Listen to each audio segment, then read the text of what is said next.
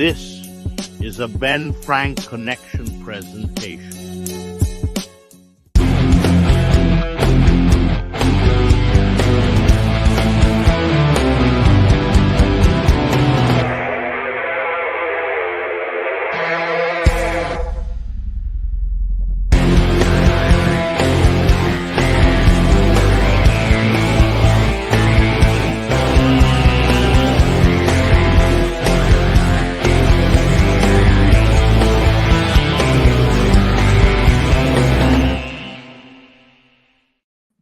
What is going on, everybody? We are here live.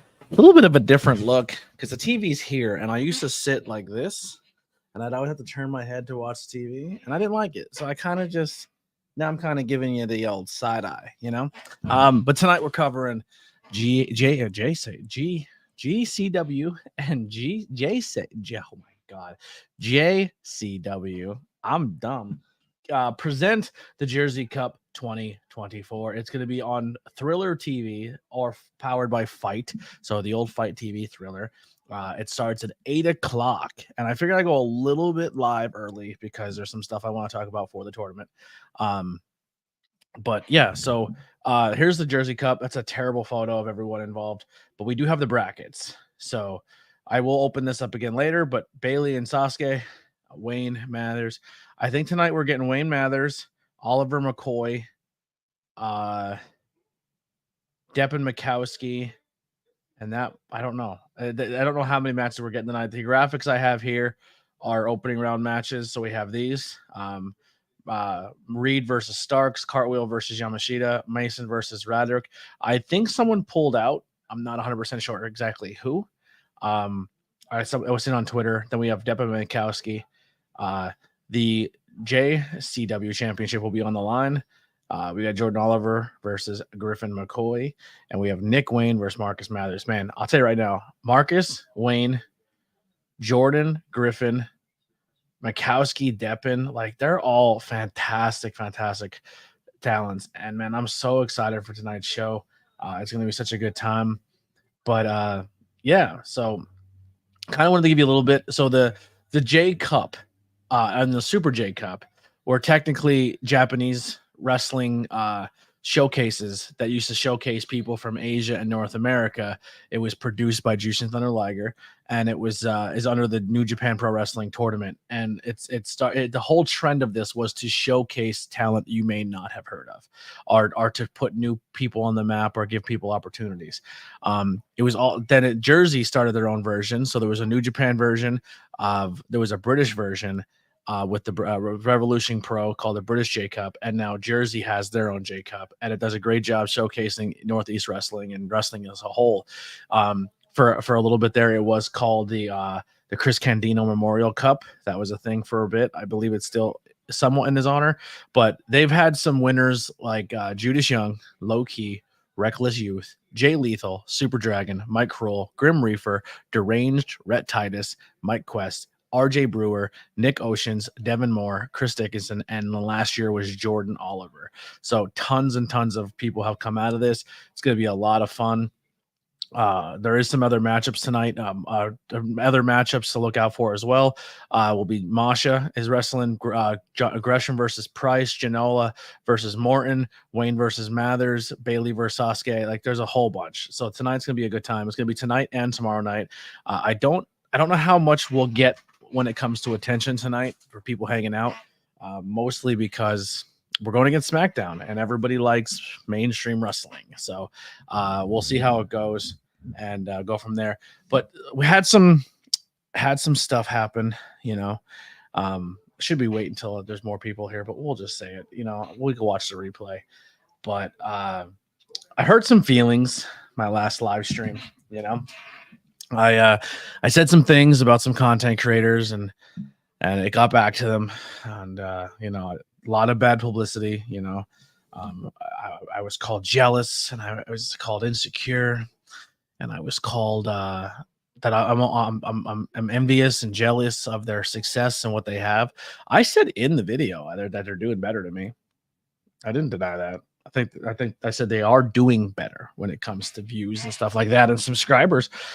But I don't think they are. And I'm being honest, and I hope they feel the same way about themselves too, because I feel like you need that. I just said I don't like some of the things they do. That was it. And I'm sure there's not things about them that I do that they don't like.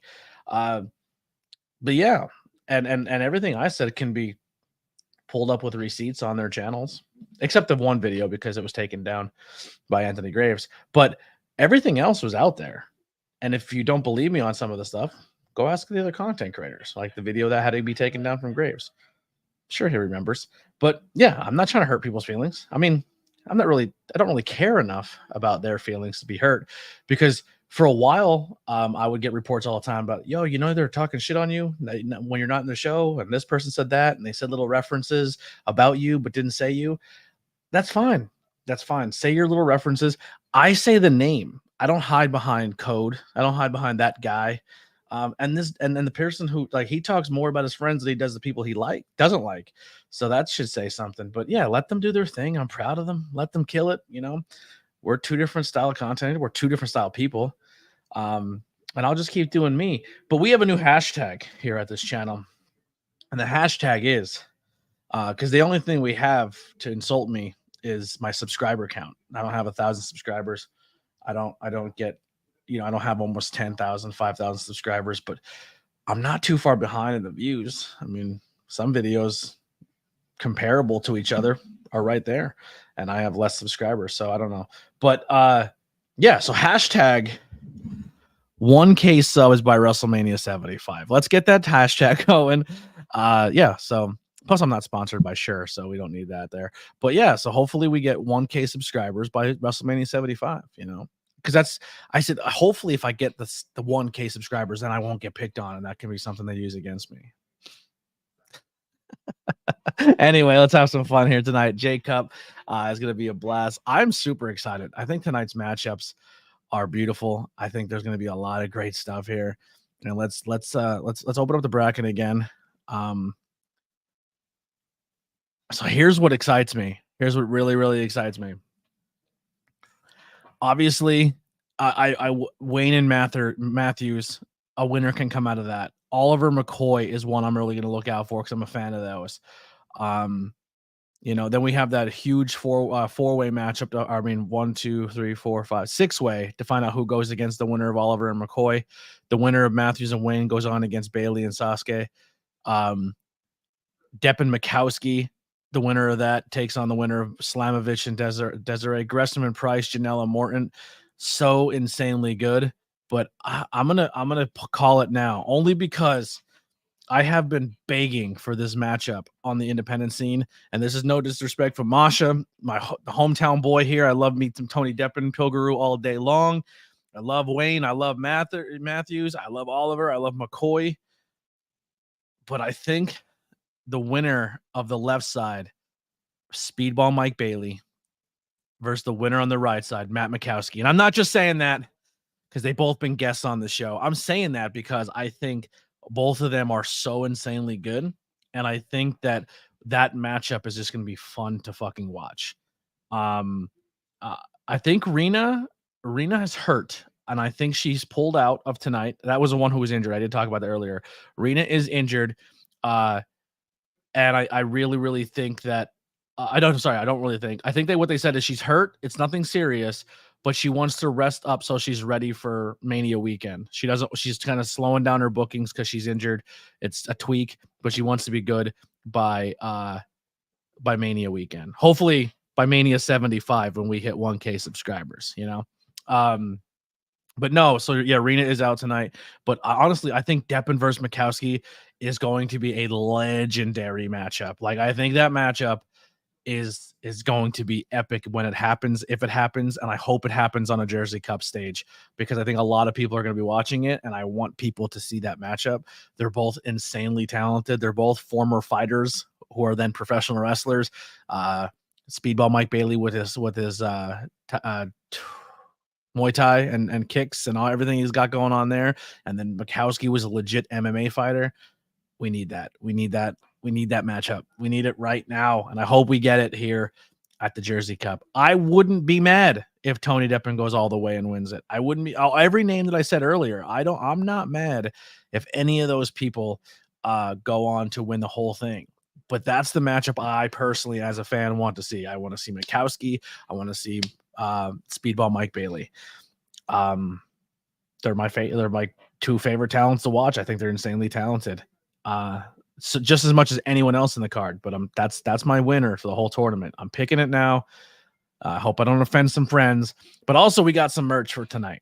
So if you really like tonight's show, if you really like the Jersey Cup, if it did something for you tonight, if you're like, man, I want to remember that tonight because I was in the stream and we watched it. Maybe I found my new favorite wrestler. But we have a way for you, like CVS, to take home this piece of action here tonight. Logos by Kai. So if you're wondering who Kai is, it's this amazing human being right here. They do logos and merchandise. They help me out. They make some stuff for me here and there, along with Lily and so a few other people who have made me stuff. But tonight we got two versions of it. We got the ABJ. Look how cool that looks. Look how dope that looks. I'm so proud. I'm so happy with that. And then if you don't want just the ABJ version and you would like the ABJ podcast, there it is. I think they came out great. They are available right now on Teespring. You can go grab those. Elimination Chamber is also up. Also, the ABJ Podcast Revolution logo is up. Mania logo, I think we should put 75 on there. I really do. I think Mania 75 is going to be a big year for us. Philly is going to be a good year just because it's in Philly and it's cool. I'm not really excited about the card because they can't seem to get the story figured out before how they get there. You know, you got guys hugging and kissing. Thank you for giving me your spot at Mania. Thank you so much. Yeah, cool. No problem. I'm not wrestling you at Mania. I'm going to go over here. See you later. But then I'm going to go on the next show and not really say I'm going to wrestle you either. And then I'm going to show up at a press conference and we're going to hate each other and you're going to slap me in the face. What the fuck are you doing, WWE? You don't make sense. You don't make sense. And if people are like, it's way better storytelling, tell me the story here because I don't know. Looks like a tag team match after that press conference. Are we going to get a tag team between Roman and The Rock versus Cody and Seth? So no one tells her story and no championships get defended? That would be hilarious. It'd be fucking hilarious. Because right now it doesn't look like Roman and they're like, yes, this match needs to happen because it's the head of the table and we're going to shake hands and hug and then we're going to defend each other's family even though we both want the same statue in the family. It doesn't fucking make sense. And they ruined all, like, I was like, cool, Rock versus Roman, head of the table. That's going to solidify this bloodline and solidify this thing. And then they hug and they're buddies. That doesn't make me want to watch that match anymore. Like, The Rock's coming to be like, excuse you, young man. I'm the veteran bloodline member. I should be the head of the table, and I'm going to beat you for it. And they kissed about it. I don't care anymore. I don't fucking care. I'm Team Cody. And maybe that was the plan all along. I was Team Cody from the beginning because I feel like you didn't give him Mania last year. So I said, oh, it's got to be The Rock. I've been saying The Rock forever. I said, this storyline has to lead to The Rock. And then they do the WrestleMania Royal Rumble, and Cody wins. But then he wins and throws his opportunity to The Rock. Then they fight each other at a press conference. What the fuck? It doesn't make sense. I think it's dumb, but that's why I watch independent wrestling, because even if it's dumb, we can just be like, it's indies. It's dumb, but it's not always dumb. What do we got here? Might have to inbox him and let him know. I don't know what that means. Oh, that you're gonna inbox the Deppen? You can. Like, I'll even tell him. It's a Deppen. I love you to death. I want you to do everything great in this world. But I want Mike Bailey versus Matt Mikowski in the finals. And if we see the match, you'll see why I said it. Because I'm telling you now, when that matchup happens, and if it doesn't happen tonight or tomorrow night, and we get to all watch it together, I'm gonna find a link of when it does, and I'm gonna petition the shit out of it. And some promotion is gonna book it. And if they book it, it's because I've been talking about this matchup. And we might get it. Like, I'm pumped. But anyway, I hope by some miraculous happening, I really want to see Speedball versus Siri or AZM. That's fine. If Speedball and fucking Matt Mikowski are in the same tournament and they can meet and they're on each different side, give me that in the finals. All right. Julia's plans are scrapped now. Not saying that she's WWE postponing her debut to help Rossi with his new company. Interesting. So yeah, Stardom just fell apart over the next couple of days. We'll see. When are you getting 30 million in stock options and placing the board? You are going to wrestle. I mean, you don't even need to wrestle at that point, right? Like, you won. You're the boss. You're doing everything. I don't know. I think it's silly. But NB4 Mike Bailey loses it in the first round. No chance. No chance to that. Stop that. You don't mean that. You don't mean that at all. Real quick, I said earlier that essentially the JCup in Jersey started in 2000, right? Started in 2000. It is a version of the American version. It's the American version of the JCup in Japan by New Japan. There's a British version, the British JCup. It was also the Chris Candido Memorial Cup. I'm just kind of going over some stuff because I didn't have any viewers when I did it before. It's now ran by GCW from last year till this year. It was a National Wrestling Superstars product for a long time. Jersey Championship Wrestling had it from 2000, 2004, and then once again in 2014. It's a single elimination tournament for the junior heavyweight. For junior heavyweight wrestlers is essentially what it goes for. Wrestlers like Judas Young One, Low Key, Reckless Youth, Jay Lethal, Super Dragon, Mike Kroll, Grim Reaper, Deranged, Rhett Titus, Mike Quest, RJ Brewer, Nikki Oceans, Devin Moore, Chris Dickinson, and Jordan Oliver. So last year, Jordan Oliver was the winner of this, and this year he's competing again for another opportunity. Can he be the first two-time winner? So he can go for that never been done accomplishment in the JCup as well, to be a two-time winner. Crazy thing, like AJ Styles has been in this. Like there's some names that have been in this card, like this tournament that has been unbelievable. Let me just kind of go through some names here since the beginning here. So we have Homicide has been in this. Delirious. No, sorry, that's not Delirious. I apologize. Low Key was in this one. I'm just kind of going through the list. If I skip somebody and you think I messed up like by not saying them, sorry, my bad. This year our buddy John Trotsky was in it. He was in actually 2 years. 2 years, Trotsky was representing of WXW. That was the thing too. They used to do. They used to like you represented your independent wrestling company, and then you would go and wrestle for your promotion and see if your promotion would do it. Like Chikara had some some options to win, but Daniel Bryant, the American Dragon, has been in this. Mark Briscoe has been in this. Cole Cabana, AJ Styles, CM Punk, Jay Lethal has been in this. Sanjay Dutt has been in this. Alex Shelley, Ruckus, like this has been a cool thing for a long time, and I'm pretty excited that we're going to cover this on the channel here tonight. What's up, AJ? Late start. Been eating dinner with the family. Well, that's all right. Well, welcome. Totally agree. Not excited about Mania now. Yeah. Like fuck Bushi Road. Almost killed Matai this morning with the whole thing. Terrifying for a couple hours. Had a serious flashbacks. I didn't see what she was posting. See Danhausen is going to be the next GCW show next month. Yeah, he wants to work, and he's not getting opportunities to actually wrestle, and he wants to get back into wrestling. So, first JCup, the free match that I seen between Jonah Oliver versus Charles Mason was entertaining. Charles Mason is so good. He's so talented. It is on air right now. All right, so if you're watching on Fight, it is live at this moment. Billy Starr. I'm telling you, right? Like you're watching this tonight, and you're gonna see some future superstars of professional wrestling that you're gonna see on TV, and some of them you do see on TV right now. Like you do see Masha, you do see Billy. Jonathan Gresham's your former ROH champion. There's a lot of talented people on this fucking card, and I cannot wait to watch this. I'm so excited. All right, I'm done with this bit. It's actually kind of annoying me, but 1K by WrestleMania 75.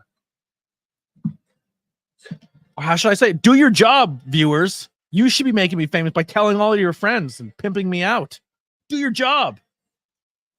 Oh, God. It's going to get reported back, and I'm going to be labeled as a bully and a mean guy again. It's crazy when people take shots at you for months and months and months, and you don't say nothing. Matter of fact, shots have been taken at me for a long time. And I used to DM the person like, hey, man, if you want to take shots, we can take shots. And they're like, no, man, I'll take care of it. They'll stop talking shit on you. And I was like, all right, cool. And then I get high on one stream, and it says in the chat, what about this content creator? And then I just go on a tangent because I'm high and I don't care. And I say one or two things, and now I'm a bad guy. Bummer. All I'm going to say, gentlemen, ladies, theys, thems, anybody, anyone with a pulse, and they can understand what I'm saying. If the shoe fits, fucking wear it. All right.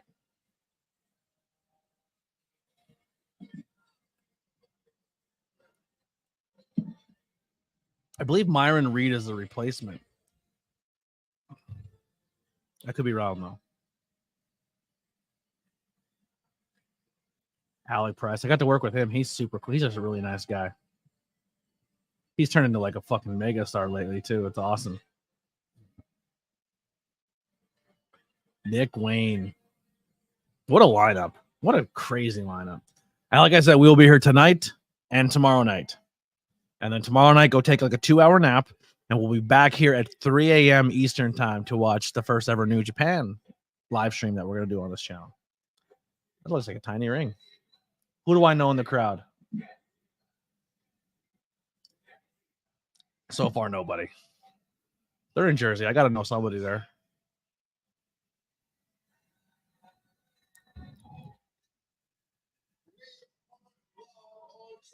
You know what's hilarious? I think I just watched a Chikara show that happened in this exact building earlier today on Fight TV. I'm 100% believe that it was the same exact show, the same exact venue.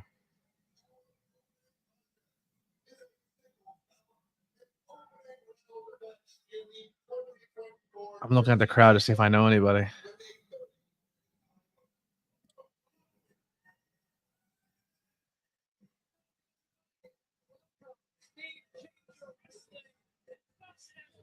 All right. First independent show, live stream, watch along. This is exciting. There he is. Look at that. Look at that swoop on his head. Nick Wayne coming down to the ring.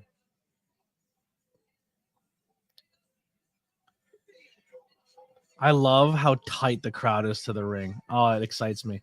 That the energy of a show when the ring when the crowd's that tight, I love it. I think it's the coolest shit ever. This kid's gonna be the future, man. You're seeing him now in AEW, getting to work with guys like Christian and Adam Copeland.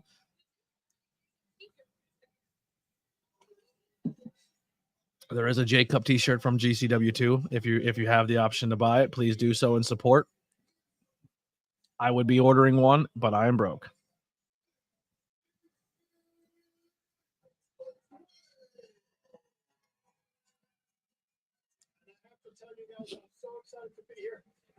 You couldn't fit they fell to the rafters. They're hanging from the rafters.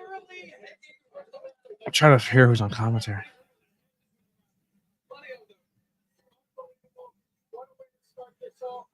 Third generation superstar Nick Wayne is starting this out. Oh, this is his first appearance on the JCup too. Yeah. I think Oliver's the only person to have been in the JCup twice in this tour. Maybe Janela.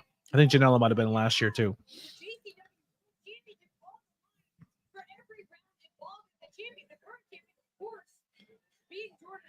Oh, so if Jordan Oliver loses, he loses the title. So the winner of the tournament wins the title as well.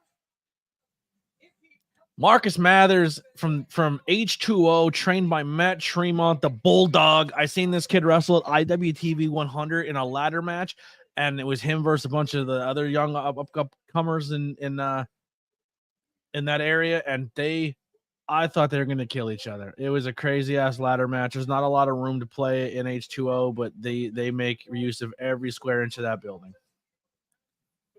Let's see what we got here. Jordan Oliver, Billy Starks was in last year. Charles Mason was in last year. Deppen was in last year. Janela was in last year. Alec Price was in last year. Cole Radrick was in last year. Yo-Yo was in last year. That's cool.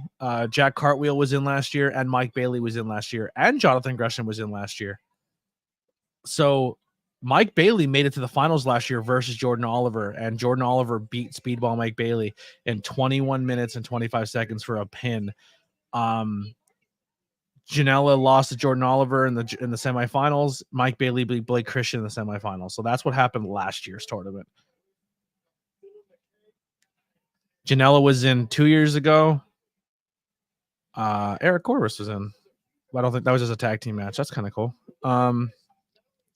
Shane Strickland was in 2 years ago. Lance Anawahi was in 2 years ago.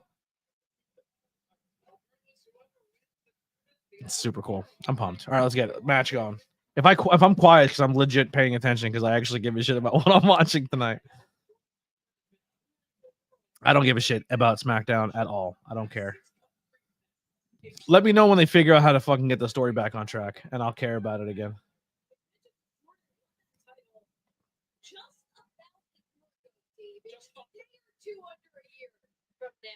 We have the opportunity to make it a full year as champion.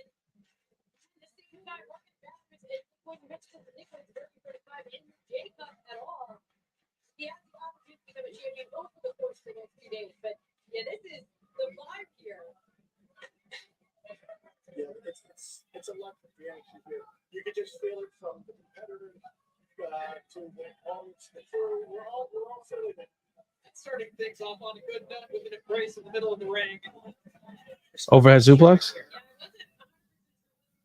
Nope. I think Veda Scott's on commentary. If Speedball's wrestling, there's a high chance Veda's on commentary. So it's Veda, and I don't know who her partner is.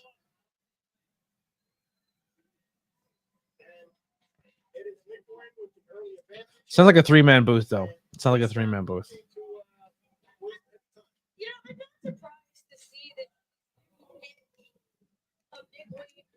Could be wrong, though. Iggy Hunter Iggy, what's going on?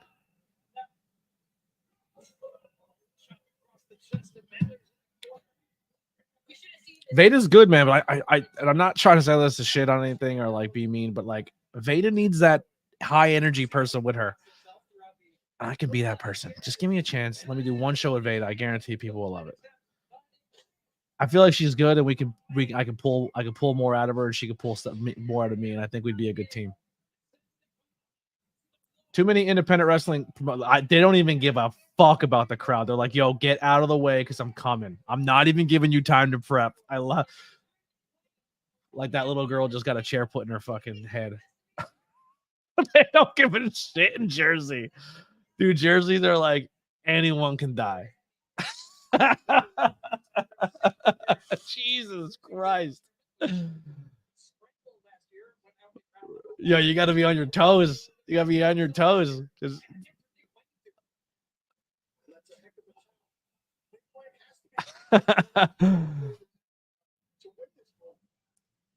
Anyone's better than Booker T on commentary. Well, look, they're taking it up. They're taking it up to the stage.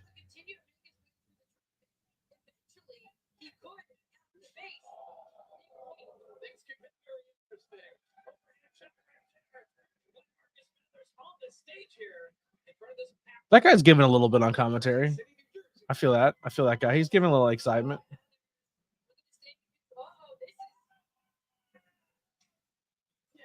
I like Veda as a play-by-play.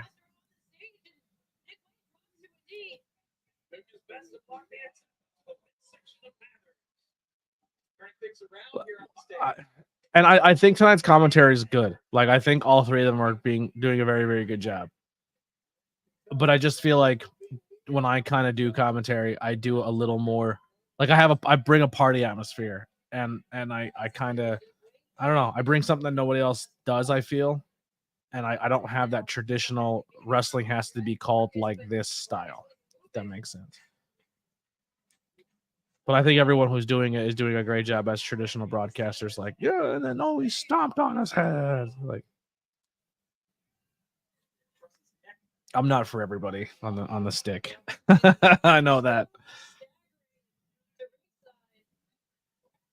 Probably 1,000 might be pushing it. I don't know how much is off the hard cam though, but it doesn't look like it fits many. It also maybe look like there's a balcony above. But I'm gonna be honest, the venue looks very, very similar to what you would see at the Progress Defy show I was at, who just recently joined forces. Progress and Defy are now one company over in the UK, which is good because they both have a great roster, and I think putting them together is cool. But they run this venue in Camden that is kind of like this, where there's a balcony above the crowd, except where the stage would be is where the entrance is at. And it's tight. It's a tight crowd. But they actually, there's more space between the ring and the crowd. This audience is right on top of the ring, right on top. Well, there is a difference between confidence and cockiness. You don't want to be cocky. You don't So this is a good match, but it's definitely Nick and Marcus can do a lot more, but I can see why they're not. Look at Nick Wayne with the HBK pants with the zebra stripe with the heartbreak on it. Dude, everybody wants to be the next Shawn Michaels, and I think he is possibly another Shawn Michaels. See if he keeps doing what he's doing. Him and Jordan are so good, but Nick is definitely a signed contracted wrestler, so he's gonna do some shit, but he's not gonna go insane. I feel because he's a contracted wrestler, but I think he's gonna have a good match. He's gonna play it a little safer than what he would normally do if he wasn't. I'm too ADHD to do commentary. I've never ended up talking about the match. Someone will bring up something like, "Oh, that happens all the time with me." I do that. No lie. I'm on commentary and someone says something and then it turns into a side tangent. It's fun. I don't know. I like it. Not many people do though. I'm not everyone's cup of tea, you know. Hence my low subscriber count. I'm never gonna stop. I'm here all night.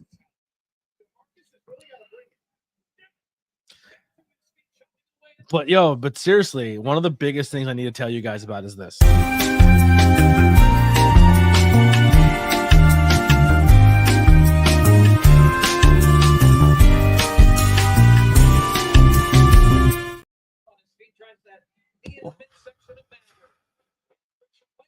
right, I'm back.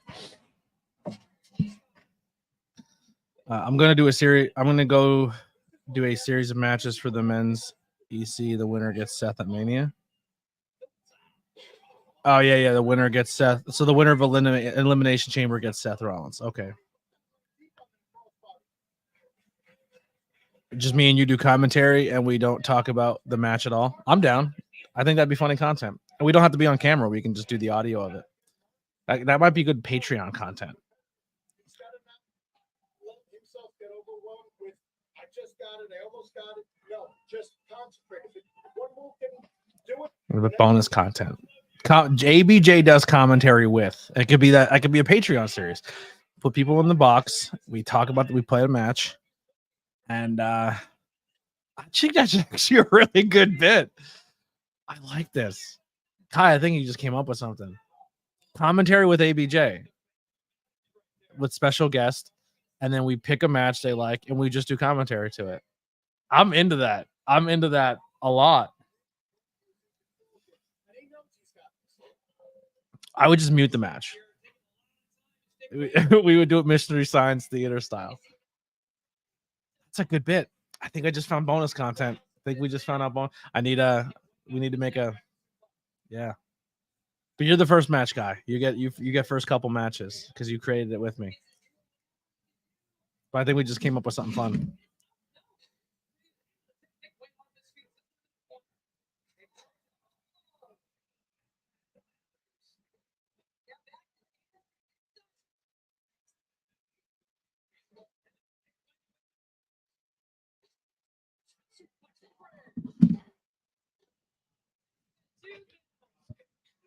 Charge $25 to do commentary with ABJ. There you go.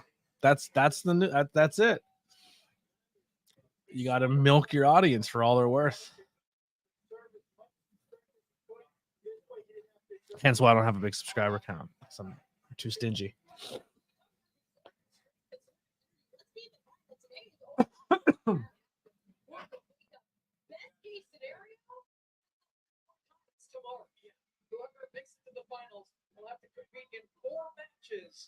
In just over a 24-hour period of time. Wait, I think once again is maybe trying to get control. So there's two cool tournaments around, like in a couple state radius, right? So we have the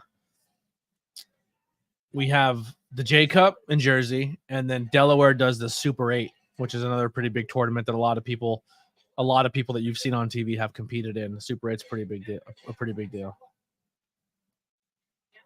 I believe the Super 8 though is aired on IWTV. Oh, good Inside Out.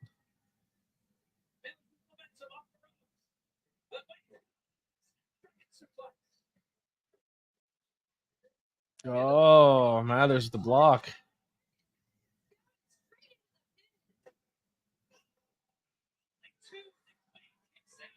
Wait, let me look at the bracket real quick. Can we possibly get Wayne versus Oliver? Can that be done? Because that'd be a cool match. Even though I think Griffin McCoy beats Jordan Oliver. I said it. I said it.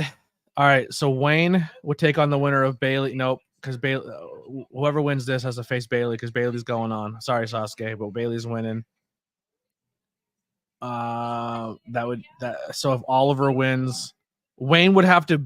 It would be the quarterfinal match, or no, the finals match. You could see possibly Jordan Oliver versus Nick Wayne. That could be a possible finals match. Semifinals to go to semifinals match. If Masha wins, we either see Masha versus Tony or Matt Muskowski, which I'm all for that shit. Price and Gresham. Wouldn't mind seeing Janela and Morton. Janela, Gresham, Price would either take on Darius, Slamovich, Muskowski, Deppen in the semifinals. Bro, there's so many good matchups in this tournament. Like, you can't go wrong with this fucking tournament. You can mix match any of those names, and it's a banger matchup. Like, this is crazy. Can Masha or Billy Starks be the first ever female to win the? Actually, there might. I don't know. Was there a female winner? Hold on. I'm gonna check that. Check the stats. I'm gonna be honest. Some names in the older tournaments, I don't know. I'm not gonna sit here and pretend that I do. All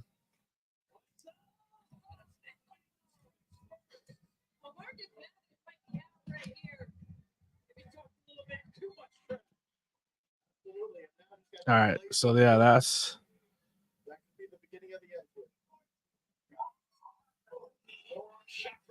Yeah, I don't think a female's ever won the JCup.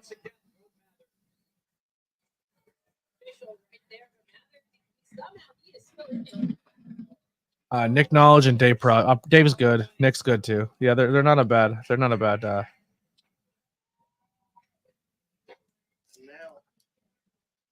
Done that. I've done that. Tell Vader we're watching on the ABJ podcast.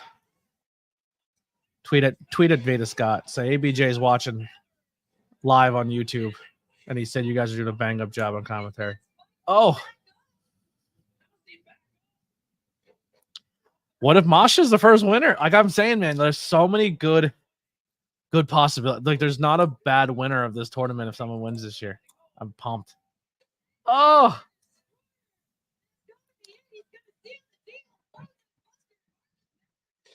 Woo! Look at that boy Mathers. And he kicks out. No, Quaid somehow fucking kicks out.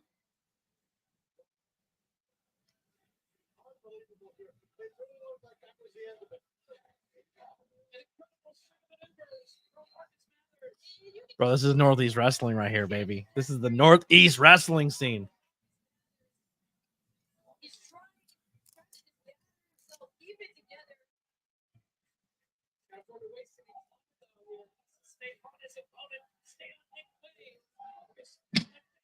Who's everyone's pick? Who you guys got in the to win it all? Who do you want to win?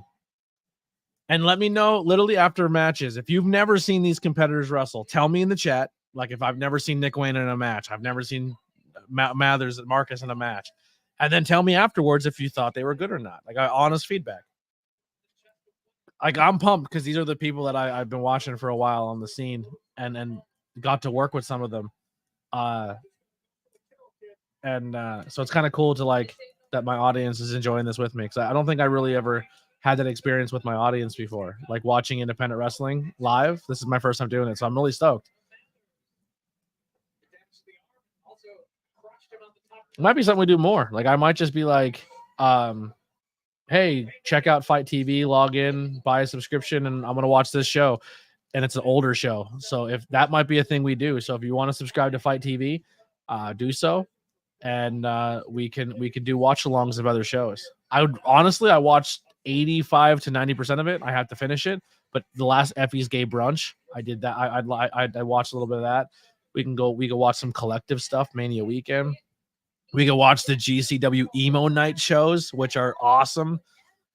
IWTV, we can watch some old Chikara. We can watch some other wrestling promotions. Like, I'm down. Like, if you have a wrestling promotion you want me to watch, send me them and we'll watch it. Just find me a link of how to watch it and we could do a watch along and a live review. That was fucking crazy. Good powerbomb, flipping powerbomb. Oh, I'm sorry, flipping code red off the top rope. I'm going to say, I would be honest, the only thing with this match that would drive me crazy is that's 2 huge false finishes. Huge.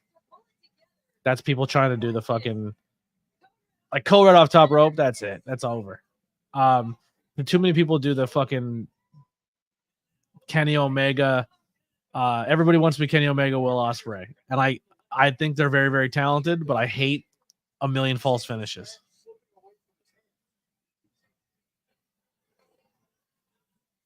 Yeah, I definitely still want to cover Stardom. I don't have a subscription, and it's kind of hard with only one screen to watch on 2 things. So I have to figure out a way, but it's definitely still on my list.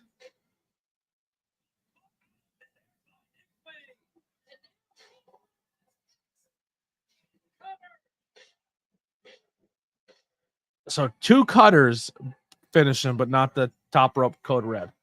Nick Wayne gets the win over Marcus Mathers in a high energy extreme bout. I thought they were gonna play a little safer with Nick, and Nick's like, "Nah, I'm gonna do some crazy shit still." The heartbreak pants, I love it. Nick Wayne advances on.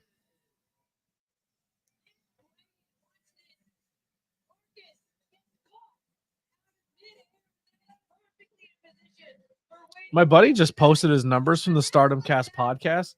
Bro, they almost have like 1 million plays, and they average like 1,000 audio plays. Just the audio side, 1,000 plays an episode. And I'm thinking to myself, man, I'm happy when I break 20 on my audio side. That's sick. That's super cool for them. That's like goals, man. Where I can average fucking thousands of video plays per video or plays per audio. Like, that'd be so sick. Jake the Aerial Assassin in the chat. This feels very much like old ROH style show. It's because a lot of this talent and a lot of these promotions loved Ring of Honor, which was also a pretty heavily Northeast wrestling promotion. And a lot of people who were in ROH wrestled in ROH style. This tournament was started by a lot of ROH talent and had tons of ROH talent in it.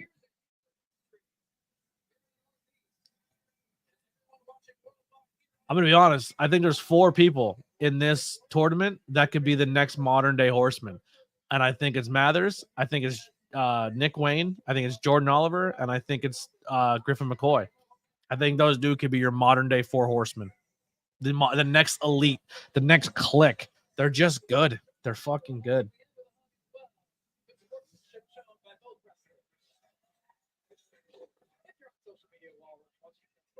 Weird question. Do you know if the talent prefer to wrestle in the smaller ring or the 20x20, or does it even matter to talent? I've never really heard talent get upset by it. I think they're used to, and I think most of them are used to 16x16. I think 20x20 is just a WWE thing. Most rings, I think if you hear like a 16, we're like, oh, we got a 16. Yeah, I don't think they really matter. I've seen them wrestle small rings, medium size. Like they want to perform. All right, here it is. The first of many matchups that I'm super stoked for. But there he is, Matt Makowski, Weapon X, former guest of the ABJ podcast. This guy has a leg kick victory over Matt Serra's brother. And I believe it was I'm gonna be honest, I don't remember what promotion it was.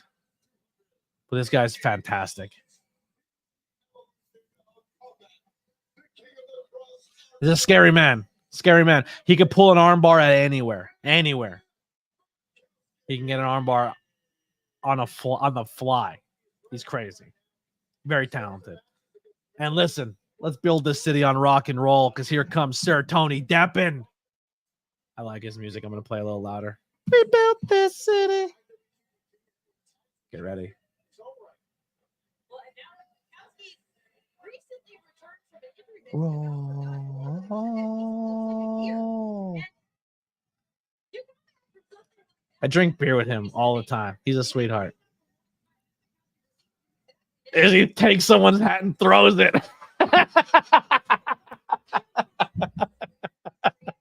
He's a sweetheart. Chuck someone's hat off their head and said, "Good luck getting in this tiny room." Bullshit. He lives out of Hershey, but claim us. He's actually not a skook. He's not a skook. He'll proudly tell you he's not a skook. But he makes beer in the skook. He makes damn good beer. How does such a bitter man come? Oh, he threw another hat. He threw Emil's hat.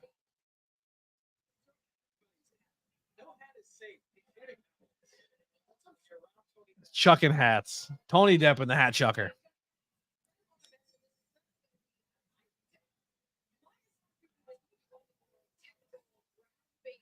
This is going to be a good match. It's going to be a really good match. They're still singing Built This City.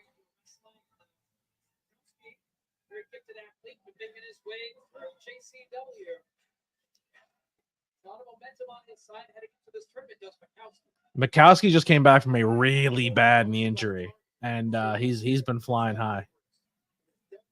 Being the veteran that he is, decides to focus, target that knee. That could be the Oh, look at them calling out in commentary. Good call. aspirations of becoming not only the winner of the Jersey Oh, call back to Tony Deppen and ROH. Will he shake the hand? He's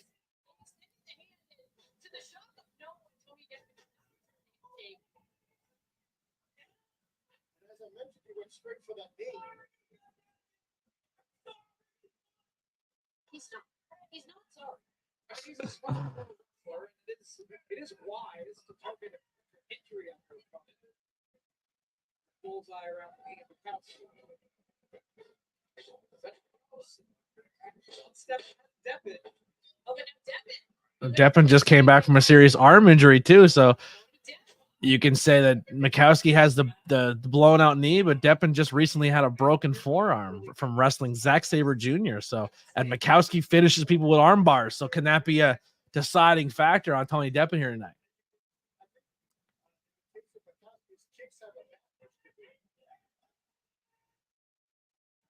Unbelievable striker, submission artist here. Tony Deppen's brother, also a wrestler. Watched him wrestle a ton of times.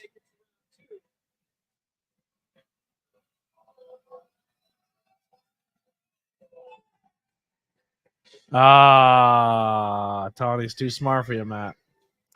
Big elbow. Why does Tony Deppen seem like he belongs to Jackass? Because Jackass was mostly popular on the antics and shenanigans of the Bam Margera crowd. And a lot of the early Jackass footage was all CKY footage. And CKY was all in Pennsylvania. And we're all both in Pennsylvania. And we're fucking jackasses. And that's just all there is to it. Pennsylvania's got we have a type. And that's just how it goes. 10 people watching. Make sure if you're not doing so already, head over to Fight TV, put on GCW, JCW, JCup on right now. Having a good time. Thank you for all 10 of you taking a quick break from the mainstream side of things and supporting the indie wrestling.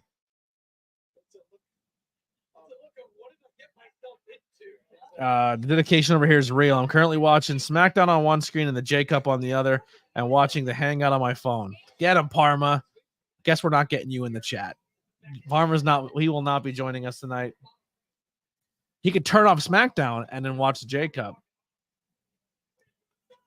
I promise you're not going to miss anything on SmackDown. That's my prediction. You guys can skip SmackDown tonight and you won't miss a thing. Tony immediately checks on him. Love that. Love your gaming videos. Thank you. I'm gonna be honest. I don't think I'm very entertaining on them, and I get really self-conscious sometimes, and I'm like, man, this is not good for anybody because I get focused and I want to play the game, but I also want to be entertaining. So I try to get people to like talk to me on the microphone, and I try to be quirky and funny, but also still myself and not play a character. But yeah, I don't know. So I appreciate you enjoying them and hanging out. I think they're a lot of fun. I've been actually really enjoying Call of Duty. I need to find more people to play with headsets so we can try different game modes, because some of the game modes feel kind of lonely playing by yourself. Like you're trying to do these huge maps and you have to drop together and work together and survive. And that's hard to do with no microphones. So we got to find more homies that we can stream with. So we'll figure that out. I have the JCup on one side of my screen and the live stream on the other. Killing it.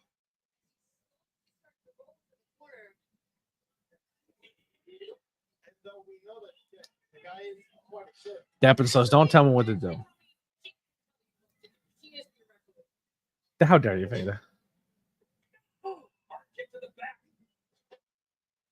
Deppin now momentum. The drop kick to the shoulder. Deppin just twerked. Full control. Deppin with the twerk. Oh, I should probably turn that off, even though I love reading it. I love reading it. I love seeing it. People liking the gaming.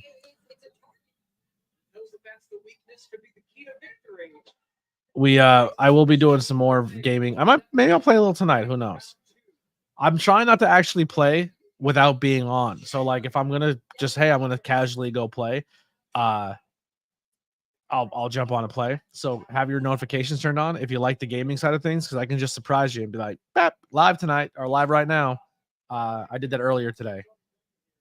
So I think my goal is I want to get camos when I pick a gun, because I got stuck when I first got the game. I never changed my gun, and I just play the gun that the game gave me in the beginning, and then I just put a scope on it just so I can see it down a little bit.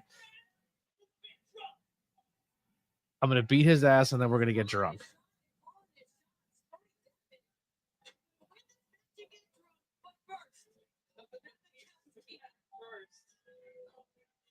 McCaskey. Oh, McCaskey getting those kicks going, blowing the legs out and the arm.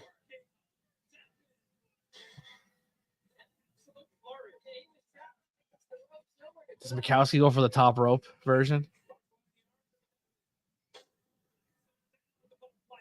Oh, facial expressions on Deppin are amazing.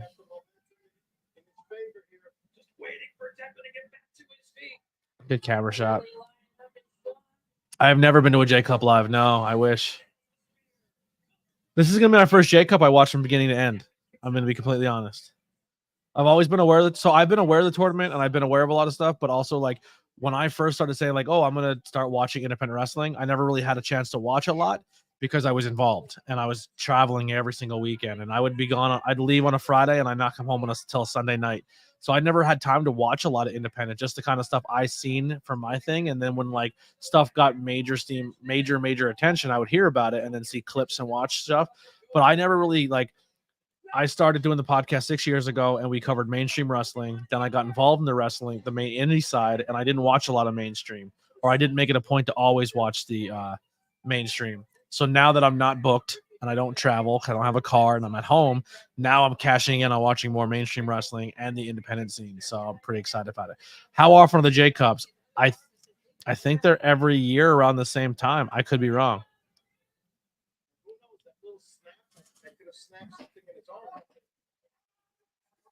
Great questions, though. I appreciate the conversation. That really helps out. Keeps me on my toes. Drew beats AJ. Drew in the Elimination Chamber match. LA Knight will be on commentary and God of Bombs. Thank you.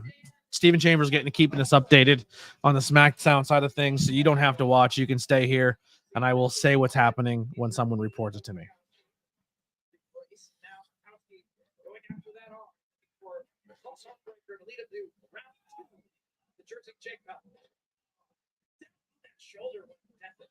I don't think it's a smart strategy on Tony's part to go strike for strike with Mikowski.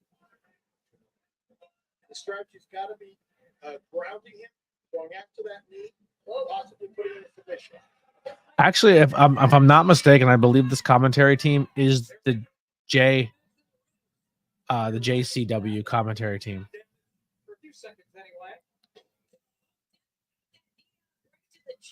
I think Veda and these two are also the commentary team for JCW.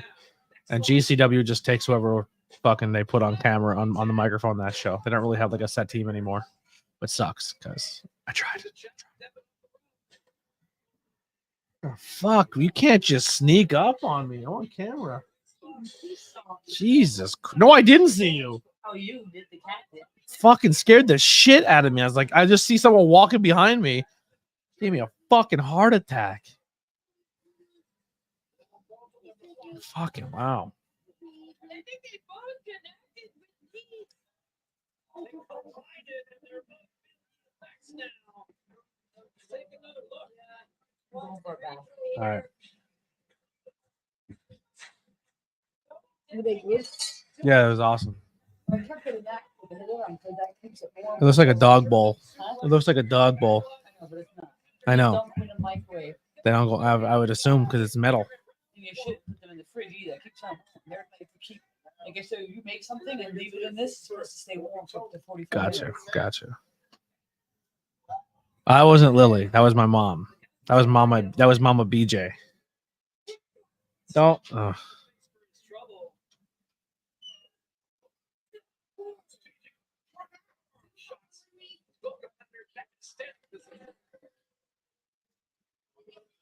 Does Vega do commentary for the NWA too? I don't know if it's NWA. She works for a ton of promotions. She's all over the place.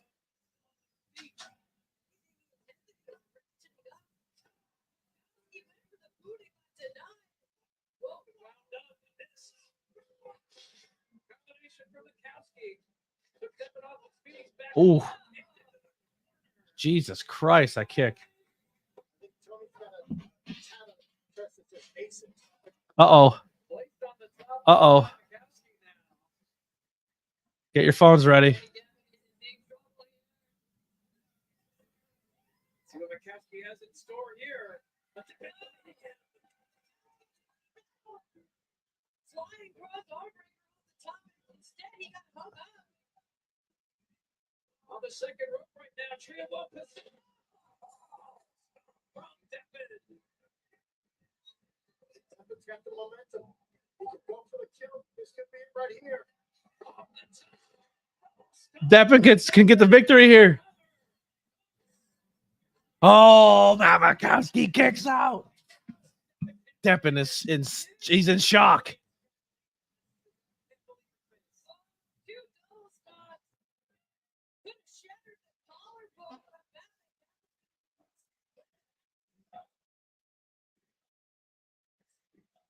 There's a reason Mamakowski is known as the evolution of combat. He just brings it, he takes it to another level. Second measuring in. Moves out of the way, no waist lock from McCaskey. Get out of the way, ref. Get out of the way, ref. Oh, I thought he was going to German suplex him. Tony Devin stringing it together. Bringing away on the arm of McCaskey now. Anytime Makowski has the wrist, you're in trouble. He can always pull that into something. Notice he still had control of the wrist, right into an armbar. If he has you like this, you're always in an opportunity to get an armbar. Oh, rear naked.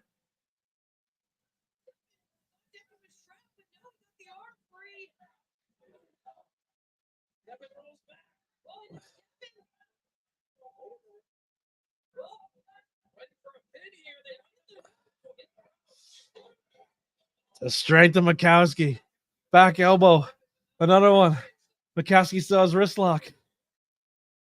Take him up. Take him up top. Get your cameras ready. I seen him do this live for the very first time, and it was fucking incredible because no one's seen it coming. Cross arm breaker off the top right here. Standing on the top rope now, Makowski. Pulling Devin all the way on the top rope. Makowski moves on to the next round. Fucking Spanish fly into an armbar from the top rope. What a fucking psycho. We love you. We love you, Tony Deppen.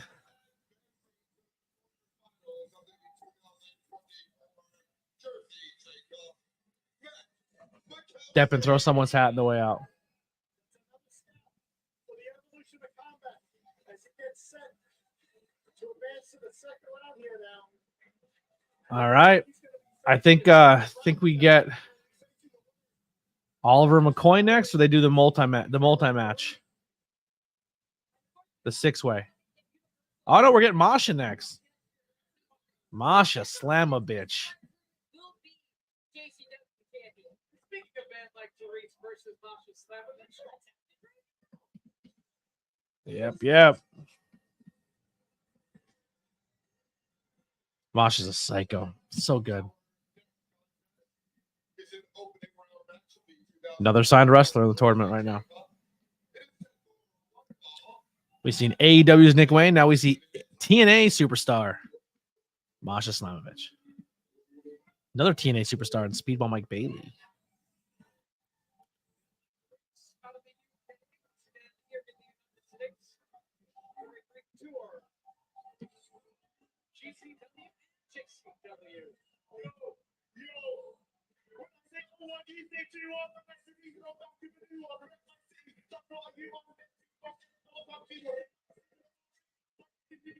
I know that guy in the orange hat.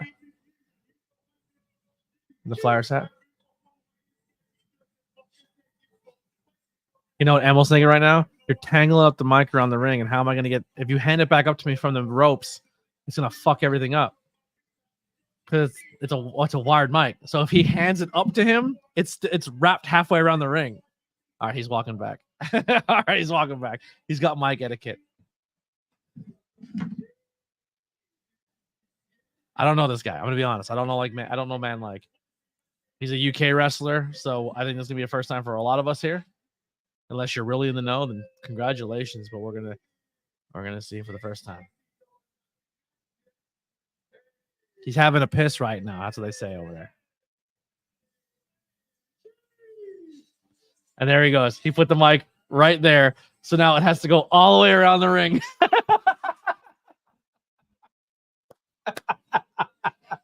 I'm good. See how I call it? I say he's going to put the mic down or he's going to try to hand it up. And they can't because it has... Bro, your boy knows things. That's the stupid things I notice at shows. And we'll like, go around. That's the stuff that I see, and I try to prevent that. So as soon as he grabs it, I'm a guy standing on the ringside, and I pass it around, or I like, yo, get this around as soon as he drops it, because it's gonna be stuck. That's smart. That's good at being a good roadie.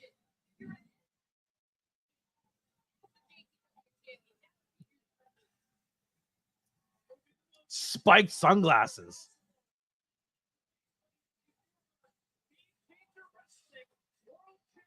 Yeah, former GCW world champion, Impact women's tag team champion, former, and always the badass, the Russian dynamite, Masha Slamovich.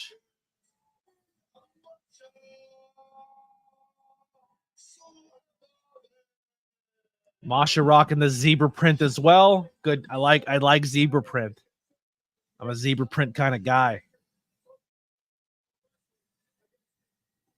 I got Masha advancing.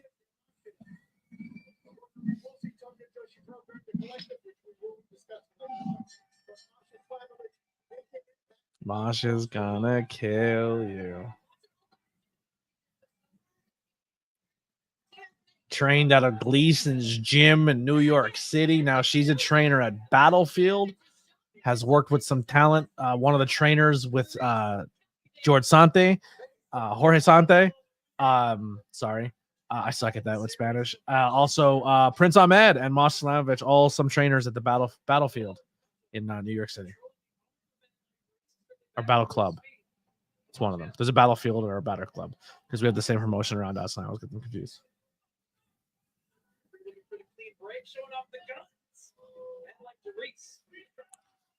That's good. That's what I banked on. I didn't think SmackDown was going to be. I'm telling you, that press conference, man, took the steam out of it for me.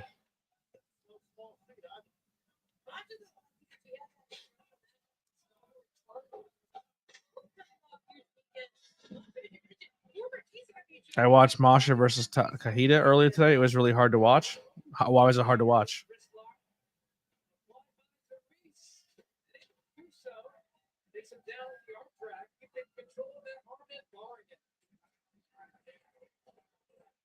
Nice series of maneuvers there. Almost confusing to reach there, and then gets that arm ball. Well, Dave, you mentioned just the power. I think Masha did a tour of Japan like her first or second year as a wrestler. I think she was really early on in her career when she went. Yo, this guy from the UK went and got special JCup pants for today. That's kind of dope.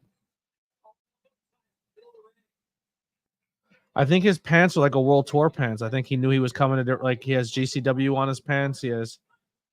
That's pretty cool.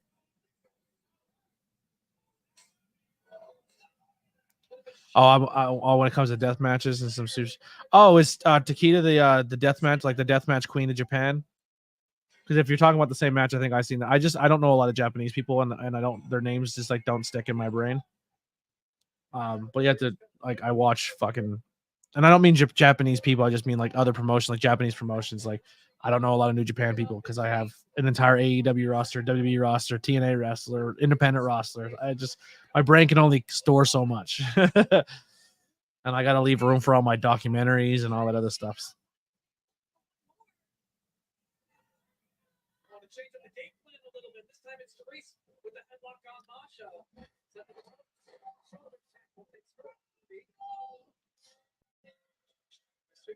Still up. Yeah, Masha's crazy though in death matches. She's not afraid to go for it. She thoroughly enjoys bleeding and getting cut open, and her like there's a reason they had her beat Nick Gage because she's like she could be the female Nick Gage. She doesn't give a fuck. Are they? I don't know. I'm not sure Masha's pronouns. Keep her down. Use the power advantage. Overwhelm her. Oh, okay. Mashia. Yeah, okay. I know who you're talking about now. I think I've seen that match as well. That was a GCW match also. JCW competition in the States. I should try them out a little bit. I think that was the LA collective. If I'm not mistaken, that match.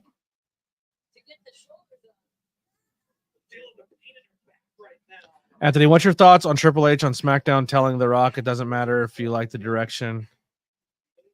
I'll be honest, I didn't see SmackDown. I couldn't tell you anything that happened on SmackDown, and I really don't. I'm right now when it comes to that whole storyline, I'm out. I folded my cards. I folded. I am not emotionally investing into that main event spots on WrestleMania. There's not an angle you can take it now that I'd be like, oh, that was a cool creative way of doing it. I'm just being completely honest. I just feel like they've had so many options to give you what you should have done. Like, oh, this is the clear path. Oh, we failed it. All right, well, you can go this way and then go this way, and then you can save it. And now it's like, you have to go down another 8 blocks. There's 16 one-ways. Then you have to make a right, then come back, and then go down the road you came up again. I don't care at this point. At this point, I'm finding a different restaurant. I'm not going to that place anymore. I'm like, if that's the end destination, and I missed my turn, and then I missed my second turn to get back on my first turn, I'm not going 16 miles down, back around to get back on the same road that I probably should have went on first. And that's exactly what they're gonna do. They're gonna WWE's gonna book the main event the same way they should have booked it when it was going down that straight road. And they took you on a 16-mile journey to get there because they're lazy. And that's what's gonna happen. And I'm checked out. Checked out. Don't care. I'll still watch WrestleMania because I'm a fan, but I'm not invested into it.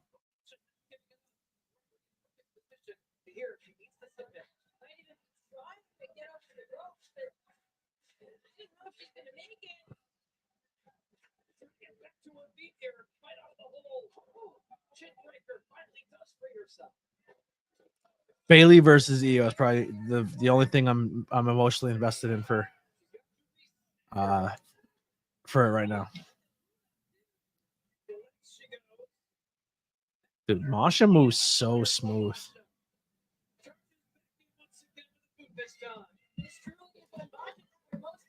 Oh,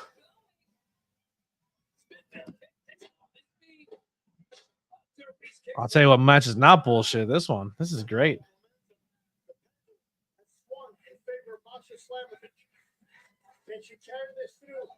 Masha does not wrestle like most female wrestlers. There's no wasted motion. If she misses a spot or if she gets a little off with her footwork, she can find a creative way to get into it or just start swinging and get herself out of it. Like there's no hesitation. She's just so smooth.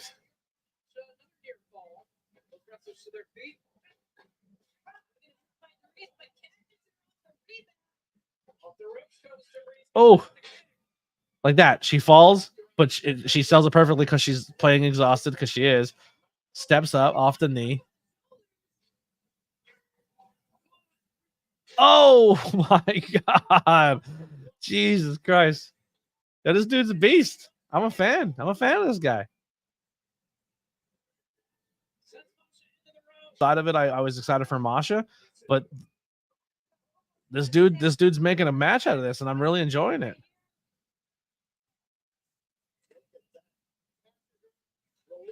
Masha's facial expressions are looking good. I don't know. Same. I'm becoming a fan. For real, this stream is keeping me awake. I appreciate it. I'm trying my best, Chelsea. Chubby Chelsea.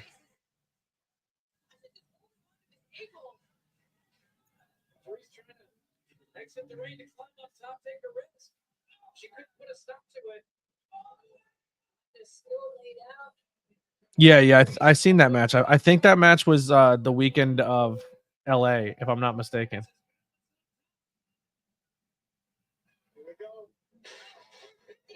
Dude, I hate when they do the 450s like that and land directly on their legs. I always think their fucking knees are gonna go or an ankle. It scares the dog shit out of me.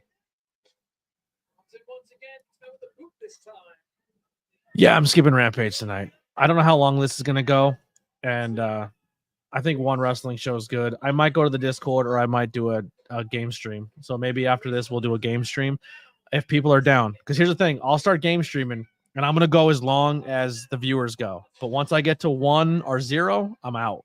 I'm done game streaming because I'm only doing the game stream to help my watch hours. And just to possibly get more exposure if I come across someone's For You page or whatever YouTube puts you in. But if we have 4 or 5 people who are like, yeah, man, I'll join you on a game stream tonight, then I'll play some Call of Duty. But earlier I was playing and people hung out as long as they possibly can in the mid-afternoon, and I appreciate everyone who did. But once everyone checks out, I finish that game and I end the stream. So that's essentially what my plan is for my game streams. I try my best at entertaining. I'm not a professional gamer. I'm not amazing at Call of Duty, so you're not going to see anything absolutely mind-boggling. I'll sometimes talk shit, and I like to mess with people on the microphones, which is pretty entertaining, but that's about it. I'll find myself as a game streamer if I keep doing it, but I'm also testing out the game streaming side because when WWE 2K24 drops, I want to play more of that. And if there's some games you want me to try, maybe we can incorporate those into the. But I when I do these like live sessions where it's live and it's not an interview or one of my content things, I want to call those hangouts. So this hangout is going to become like its own brand. So I want to kind of like, it's a hangout, but watching wrestling. It's a hangout, but we're playing games. It's a hangout, but it's just a chat tonight. Like I want to kind of evolve this into different things. We are looking at a possible logo or inspired thing with the hangout. I do have a new cartoon being made of me, which might be the logo for the hangout. So when you see that, I want to make everything logo identified. So like you see Hangout, or you see 5 Questions, or you see Interviews with Everyday People, or you see not Interviews with Everyday People because that's not a thing anymore. ABJ Podcast, Not Cool High School, all those things pop up. You're gonna know exactly what they are, and it's gonna be all under the ABJ banner and Ben Frank Connection because they got big wieners. I didn't see what happened with Masha. That's the last thing you want to tell Masha because she's going to do the complete opposite. She's going to keep fighting until she can't. See, Steven, that's where you're messing up, brother. That's where you're messing. Steven is not staying up too late tonight. Going to be prepared for the all-nighter.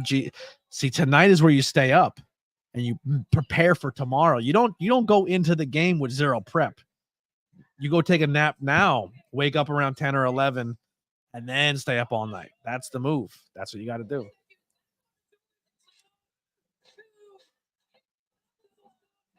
Remember, that's not what BFC. Oh, it doesn't mean big fucking cocks? Then I quit. I'm out. Even though I don't have one, I want to pretend I do, at least for a little bit. Ben Frank. Oh, my bad. I thought it meant big fucking cocks. I am a big fucking cock. I don't know if I have one, but I definitely am one. Ask these crybaby content creators. You know how Cody has his crybabies? We got some crybaby content creators out there. Where's my bit? Oh. 1K subs by WrestleMania 75, baby. Let's go. Let's go. Go Birds. Masha's trying to get her breath back. All right, I'm back. I'm back in the pocket.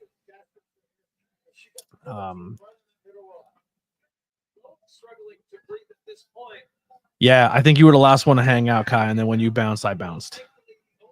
But I'm starting to work on gun camos. Remember the what were you looking up? Tactical stance. I think 25 kills in tactical stance. I learned what tactical stance is, and I learned how to do it. So that's what I have to work on. I have to get 25 kills at that, and then I get the next level camos, and then I have to do that challenge. So I'm gonna try to finish the gun level, and then finish the camo levels, and then pick a new gun. So that's gonna be the bit. Like I'm gonna try to finish each gun. I don't know if I'll ever do it, but that's gonna be my reason to play in Call of Duty is to get the camos. If anybody wants to leave a tip or donation, the links are below. There is a Lilith character that I want to play as. I think it'd be fun to play as. And there's also an Azrael character from Diablo. I like my Diablo, even though I haven't played it in a while because the update has been terrible. Yeah, but you meant the gun has to be slightly tilted. So what it actually is when you hold the pew. You can say gun. I don't. It's fucking. I don't know. But you hold it and you look down the sights. When you play it tactical, it's side. That's a terrible example because it's just a cylinder. It's cocked, so you shoot sideways like a hip fire almost, and that's tactical style. Steven killed ABJ. He asked me to throw a grenade, and I did, and I got shot. So that's that did happen. Oh, Masha sneaks in the rear naked, and the hooks are in. Good night. Good night, UK.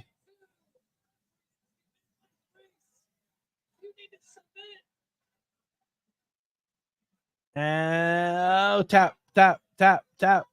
He's out. He's going to bed.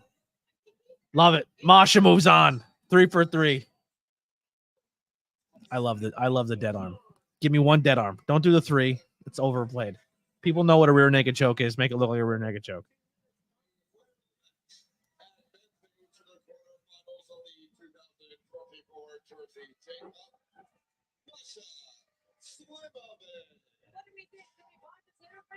Masha advances to the next round.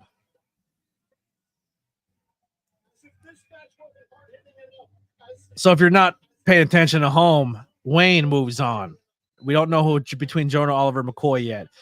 Mikowski moves on, and Mikowski versus Masha Slamovich to find out who goes to the semifinals. Unbelievable. We're getting a Masha Slamovich versus Matt Mikowski match. I'm all for that.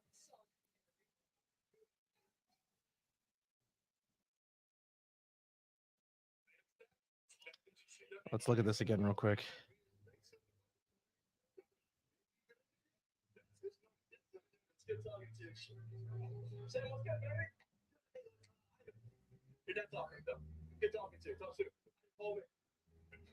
Hey, boy, sit down. Go up for it. Get the hell out of here. Go, let's fight in there.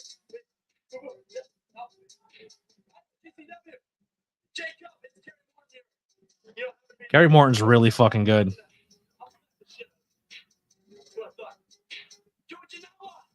Gary Morton's really good.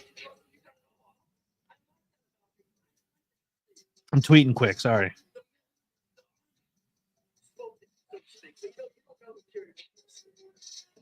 Someone that shows up and shows out as I always do. Willing to take the spotlight from anyone. Looking at you. So, JCup, JCup, whatever we call this damn thing. I'm the face. I'm the future Russell George. I'm gonna whoop your ass every night. I'm going to whoop your ass before the man upstairs does the work. So just know this: when I see you and you step into my ring, Mr. Game Changer Wrestling Trademark, when you step into my wrestling ring, just know you bit off more than you can chew.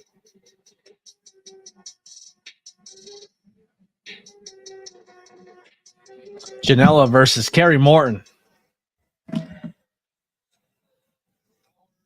matchup is an open to the 2024 Jersey JCup. Janela, very nice guy. Got to hang out with him one time at Deppin's Brewery. Masha could choke me out respectfully. I feel that. ABJ secretly paid by GCW to give the results? No. Never. Janela advances. Actually, I don't know on this one. I don't know. I want to say Janela, but I can see them rocking with Kerry.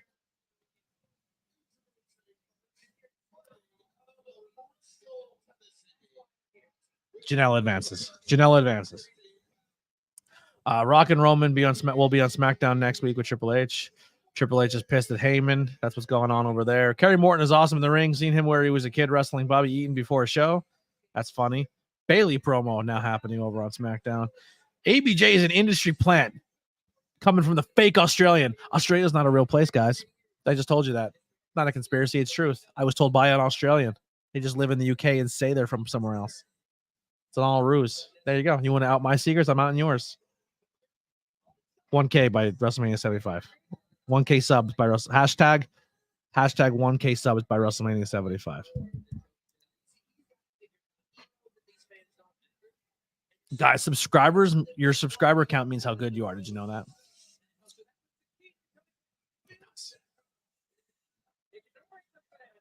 And the louder you scream, the more people hear. Look at him missing that tooth.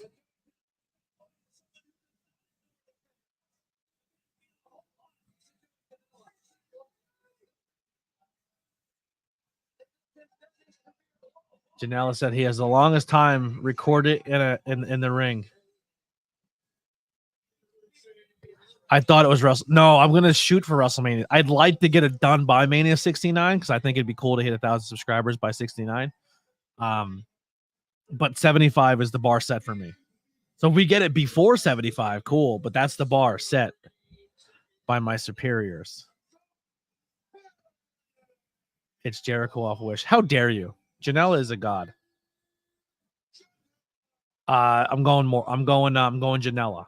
Janela wins.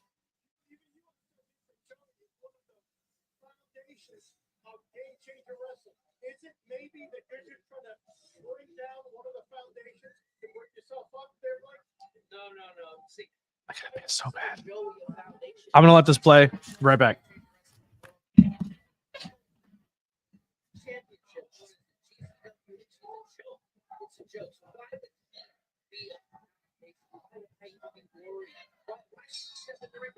I beat him 3 times. There's been a big part about Game Changer Wrestling. Wrestling over the years, been several Jersey JCup tournaments. In fact, the most tournaments of everyone that's in this year's has been in the most previous ones. Where's it got? All he has to win it. So, a good point to be made is this might finally be Janela's year. I think so. Sorry, been he has even locked up. Breathing hard already. Ask you, you are very important facing Joey Janela. It's an experience between these two, difference in age. What is the key for Kerry Morton to pull out a win in this match to advance to round number 2? Well, Joey can't wrestle without wrestling. Joey can breathe in the ring. That's it. Kerry, anybody who steps in the ring with Joey, I'm not just putting Kerry over here. Anybody who steps in the ring with Joey is already superior.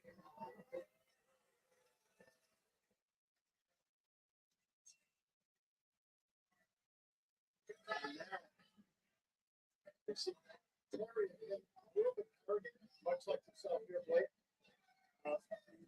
You feel for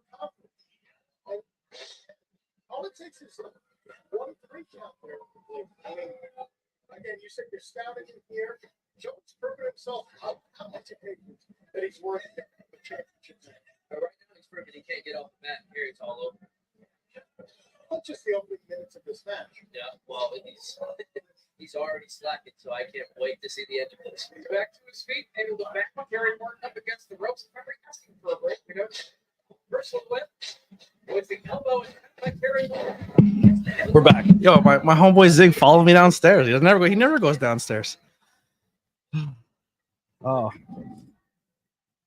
This dart finally has met its demise.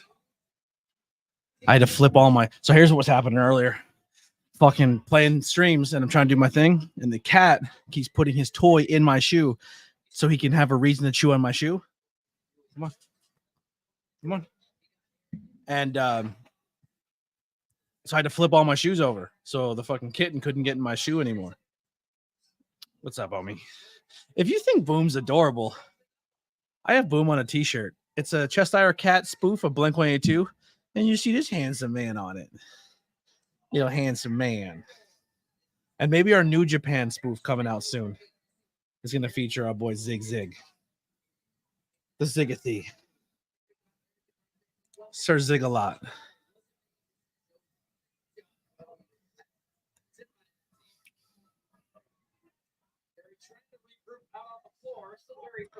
I made you a BRB graphic to use. Yeah, I know, but I like my pot one. I don't know. But I don't want to play music. Actually, do I still even have that? Be right back. I might have moved it because I got. Oh, I don't like this. I don't like this. I don't like this, Zig. Don't like that, homie. Don't go back. We're not doing that.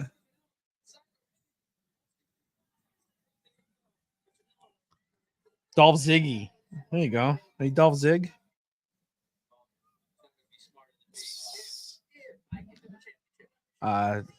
Carrie only wearing a t-shirt and black pants. Yeah, she's getting booted.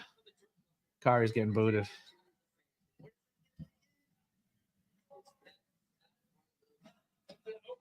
It's okay. Lily had to back out. Her stream is lagging real bad. Where she's at has not a lot of service, so we haven't talked in like 2 days. And I do. It's really static, and we can't really hear each other.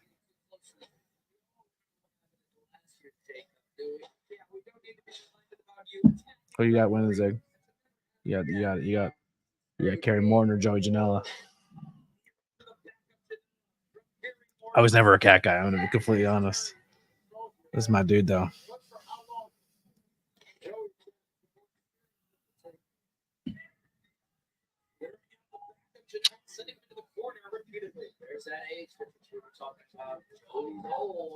Okay. He checked out, which means tag in. Chatty has entered the chat.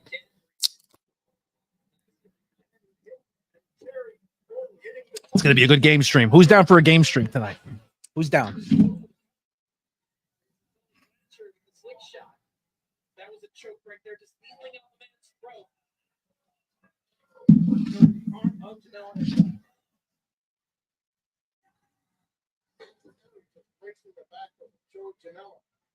I mean, you look at the inspiration of Kerry Morton, aside from, of course, his famous legendary. All right, Chubby's down. Chubby's down. Chubby's down for some call duty.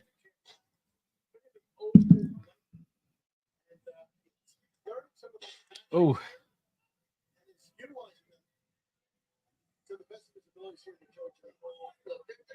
Yeah, Kerry's not winning this. Janela's winning this.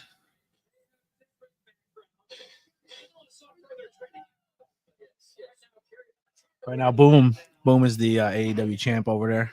I said Boom, and he heard me.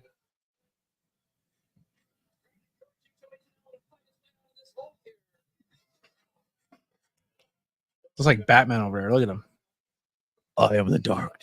I am the night. I am Boom.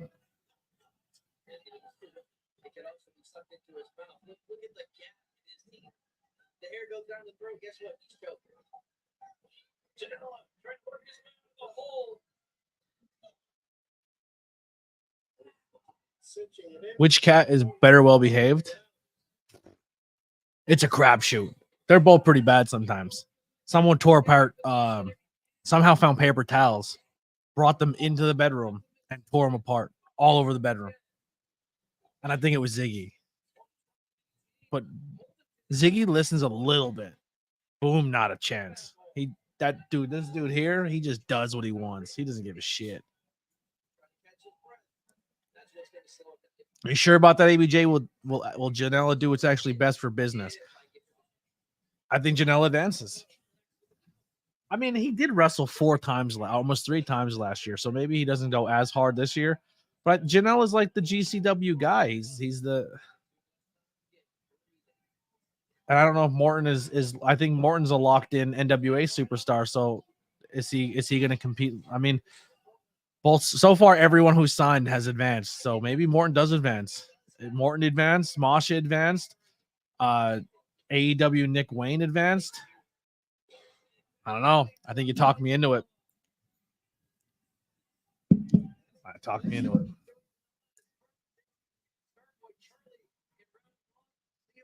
In round 2 before finally falling to the eventual winner, Jordan Oliver, in round number 3.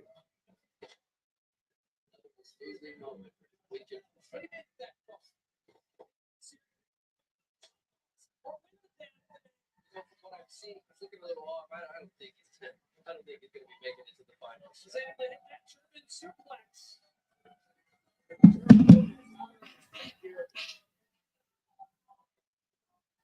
Oh, big punches. A lot of people shit on Janela. I think he's good. I think he moves well. I think his strikes look good. I'm a fan of Joey Janela. I think Joey Janela is a good professional wrestler.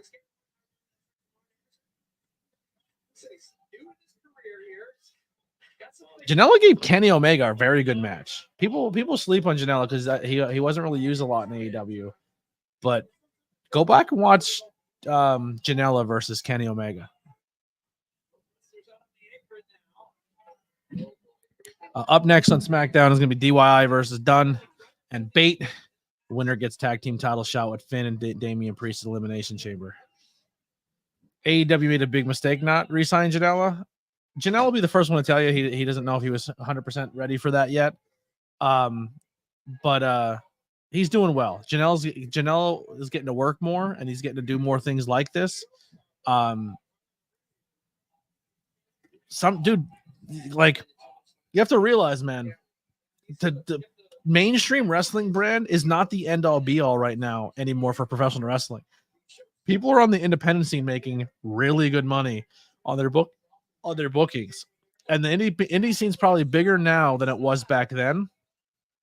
And Sami Zayn, at one point in time on the independent wrestling scene, was making $300,000 to $400,000 a year being a wrestler on the independent scene, no contract.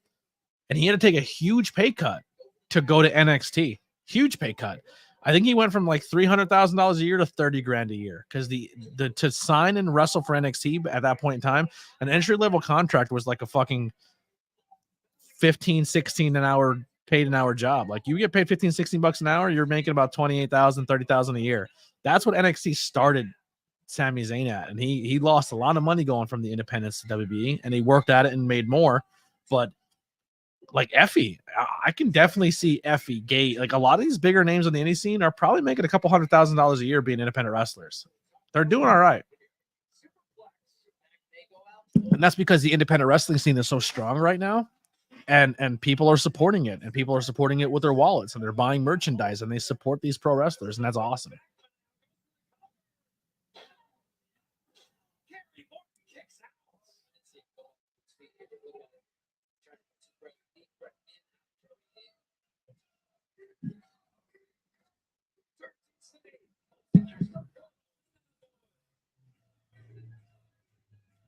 I would not doubt it. Cardona's indie books, and I can see him, but he made $1 million on the indie scene, but he worked for that $1 million. That guy's everywhere. That guy's wrestling everywhere. He's probably wrestling as much as any of your top guys on WWE circuit who are wrestling 300 some days a year. Cardona's probably on pace for that. Like he's not wrestling every day, but I've seen him wrestle on Thursdays, Fridays, Saturdays, and Sundays. You know what I mean? Like he's working his ass off. and he's still doing content. He's still doing the podcast. He's still doing all that stuff. So that guy is working his ass off to keep his brand alive. And that's what you got to do. And if you can make $1 million on the independent scene and just working at yourself and at your brand, imagine if WWE and AEW allowed these talents to do that. And then they can also use the WWE money because they're independent contractors. That would be huge, but it doesn't happen. They're a little better now with like AEW lets people stream and go to like cons and stuff like that. And if you go to a con, I think you get to keep most of your money. But it's very lucrative right now. And wrestling is popular again. Maybe people say, oh, it's not as popular as it was back in the Attitude Era and back in the old days when people were making it, but it's inflation and everything else going on. Wrestling's making money. Not for everybody, but it's making money. There's still people in every at certain levels who aren't making shit, and some people at wrestling shows don't get paid at all. So I don't want to give the illusion that every single person in wrestling is getting paid very well, because it's still not the case. But that's why I always encourage you, if you listen to a podcast of mine and you order merchandise or you buy something from somebody, please do that. Like, support them so much.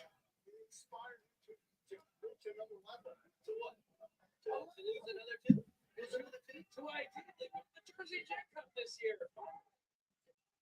We can all tell from this match right here. JCW is not winning the JCup. Over the top and to the floor. Both wrestlers stumble. It looked like he was going for a brain buster inside the ring. My light just turned off back there.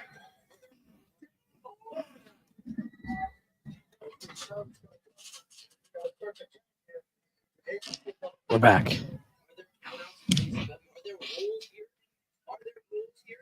All the referee's discretion. Always, especially Scarlett. On his feet. Trying to get back inside, but Kerry pulls it to the floor. Kerry back inside. No follows. There you go. Hashtag support local talent. Local talent at every level, but not just wrestling. Like, another thing too, man.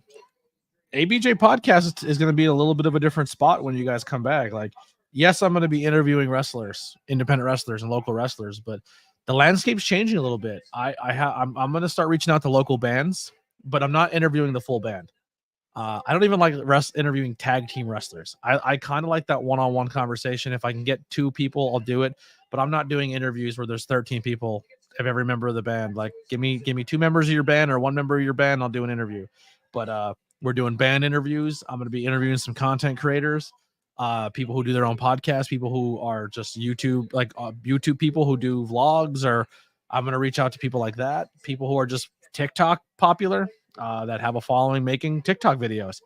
People think that's stupid, but man, look at people did Vine and they became people who you've seen in movies and stuff like that. So I'm curious about that lifestyle and how they do it. As a content creator, I'm curious to see how they go about that path. And I'm interested in those conversations. But I'm into learning about different industries. And if there's an industry that you think is interesting that you want to hear a question about, or people, like, tag people or tell me about people, and I'll even reach out and look at their content if there's a scene. And I'm not saying this to be funny, but like OnlyFans or people in the adult industry, like I'm interested in learning about the lifestyle, like photographers. Like, if there's a scene, I'm sure there's stories behind it, you know. Supporting PA wrestling this is Jersey wrestling. Don't ever say Jersey's PA. How dare you, Steven? You're like, you don't get timed out for that bullshit. Every star starts out somewhere. Exactly. And I'm going to be straight up. Do I think every single interview I had has a star? No. Do I think 85% of my interviews are stars? Yes. 100%. At some level, I think about 85 to 90% of the people I've had on my podcast, I'm passionate about, and I think they're good people and I like them. Not all of them, but most of them. And the reason why I have them on is because I genuinely care about them and I want you to learn about them, you know? So I want to showcase different things. And I there's a lot of people out there, especially my local people, who are like, oh, I'm sorry, man, I don't listen to your podcast because I don't like wrestling. It's like, it's not just wrestling. It's more than just wrestling. It's people's stories. It's hearing their grind, their passions, their interests. But if I'm interviewing local bands and local other people and different different industries, or you don't even have to have an industry or something you're into. If you have a story to tell, if you have a really fascinating story and you're willing to tell your story, I'd love to hear it. I guess that ties into C. Henry. Would you ever interview a convict? Yeah, yes, I would. So here's the difference. I think I was a little crucial the other day when somebody asked me about an interview. I don't want to get into whose interview, but it was a very popular interviewer that I like and respect a lot. And I was a little disappointed in him because he gave somebody a platform who I feel he shouldn't have gave a platform to. Had this person been charged? No, nothing ever came of it. But it was pretty well documented that they weren't a good person to be around, and they were doing things they shouldn't have been doing. But I feel like a convict is someone who went in and did their time by laws of society. They were found guilty or innocent, did their time, and came out, and they're maybe trying to be a better person. Joey Janela just won, just saying. But I think that's fine. Like, but if you're someone who got canceled and you skeet around everything and you did it, but you're just not admitting it because you never got that far in your conviction, then no, I don't want to hear your side of lies and bullshit. You know, it'd be awesome if ABJ interviewed either Steel Panther or Crowbot. To be continued. New idea, stories with ABJ. Well, I used to do, if you like my interviews and you want to check out other interviews on my channel of like channels you should support, I have another channel I used to do called Interviews with Everyday People. I think it has over 100 and some interviews on it, and a lot of them were my local bands and local businesses and other people who I really, really enjoyed. And there's a lot of interviews that you may see that I've done on those other channels that may appear on ABJ coming up this year of more people. So there's going to be a lot of stuff you're going to see coming up that if you haven't seen my content before you met me before, you're going to see some stuff return. And one of my logos is an old logo of my old Interviews with Everyday People channel that is being reused now, you know. Let's get rid of that.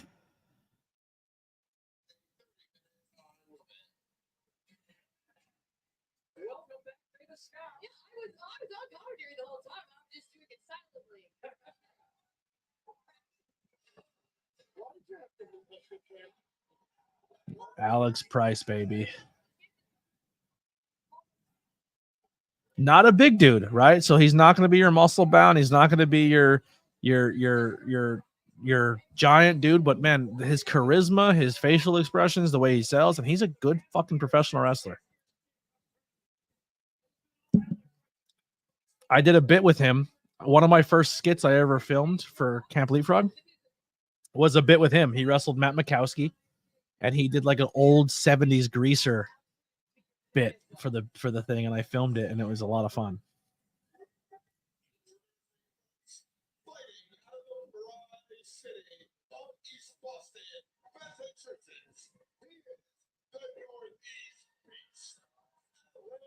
He's got the height, though. He's got the height, and he's really young. And when he starts packing on some muscle or packing on some size, he's another Jordan Oliver, Nick Wayne type right here. This can be a kid you're going to see like another Sammy Guevara or that statue or person in a couple years.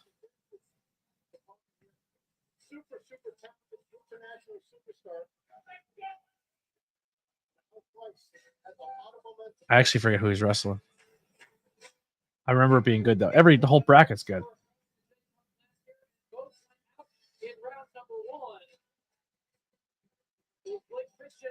Oh, Gresham. Holy shit. Gresham. Oh, fuck. Alec Price, I'm sorry, brother. I think Gresham wins this.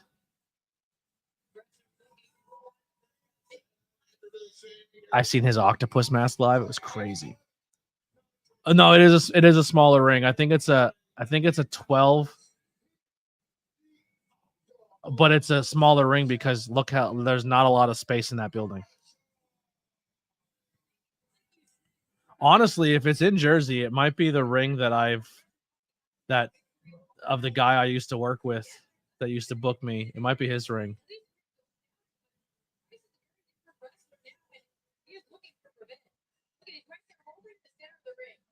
I want Alec Price to win. But my heart was Alex Price, but my brain is picking Gresham.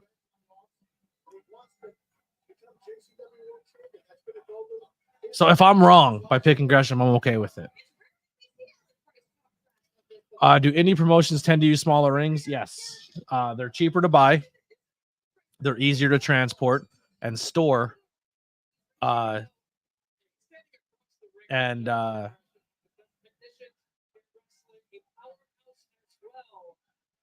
Yeah.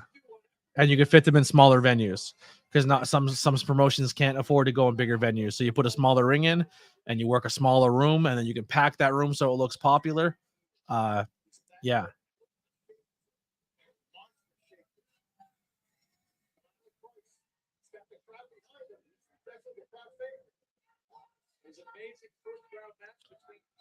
I'm a fan of this referee too. Adam Gall. I've worked with him a lot before. He's a great referee. Very nice guy too. I should reach out to Adam for an interview. Adam Gall.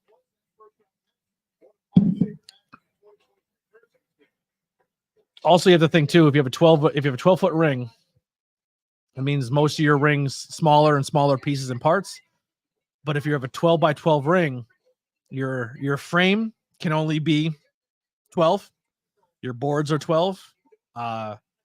And you can fit that in a smaller U-Haul truck.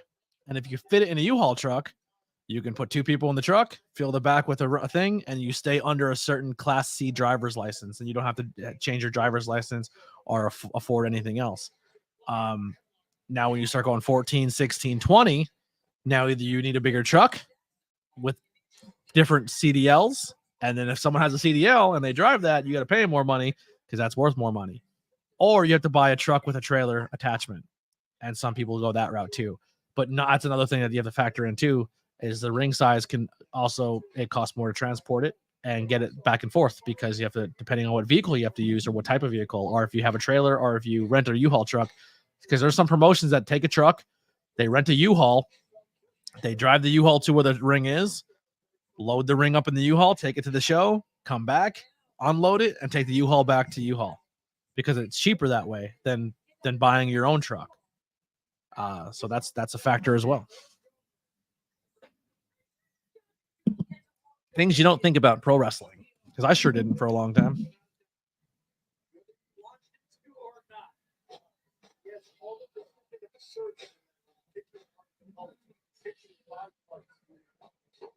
Matt Mikowski. I said if Speedball Mike Bailey, Speedball versus Mike Bailey, Speedball versus Matt Mikowski. If I get Speedball versus Matt Mikowski tomorrow night, I'm getting hammered on my live stream, and I promise that. I mean, I'm probably gonna get hammered tonight. But Kevin Owens versus Dom in a qualifying match next week. Gargano's nose got busted open. Pete Dunne and Tyler Bate beat DIY for the number one contendership. Pete Dunne and Tyler Bate have to win that. It made no sense to have DIY win, and then go again. So I figured Bate versus Dunne was the next route.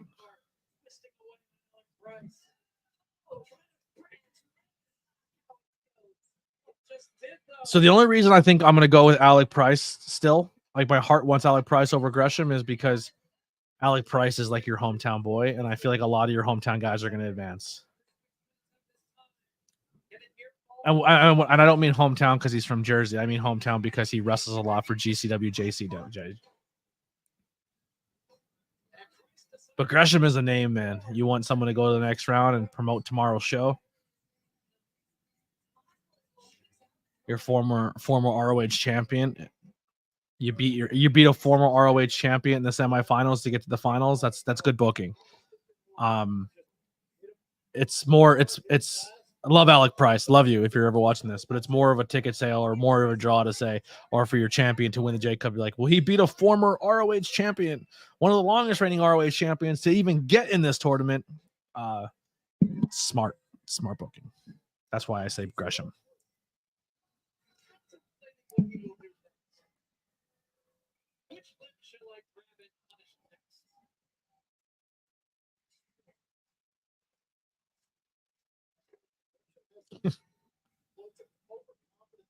Gresham's got some Got some charisma there. That was funny.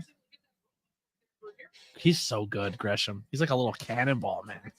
He's just fucking muscle. He's muscle on a head with fucking limbs attached to it. He's just a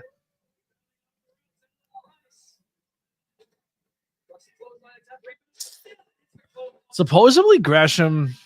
This was dirt sheet shit. I don't know anything about it, but I heard Jordan was backstage and she had some issues with Khan, or she said something vocal on Twitter about Gresham's booking with ROH and they were not using him. And I think she was vocal on the internet, and then Tony Khan said something to Gresham backstage, and then Tony and Gresham got in an argument, and then they Gresham dropped the title and they never used him ever again.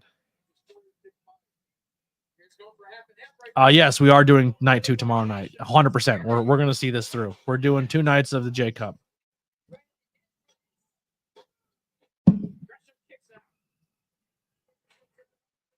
But everything I just said is pure speculation. 1K subs by WrestleMania 75. Yeah.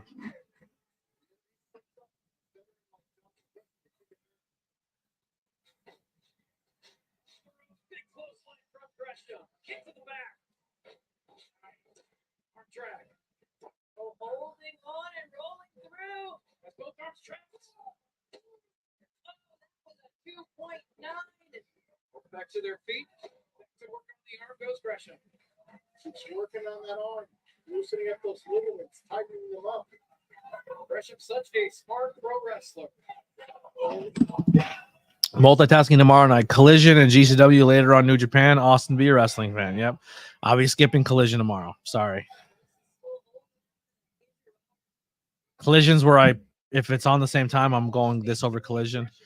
And then after this is over, after that's over, either I game stream until New Japan or I go and take a quick nap and be prepared to stay up late. The sheer brutality of it all. I mean, think about it. The guy can tie you in knots and then like that. You see that forearm to the shoulder. Well, he's looking to knot up the ligaments, the muscles in that left arm.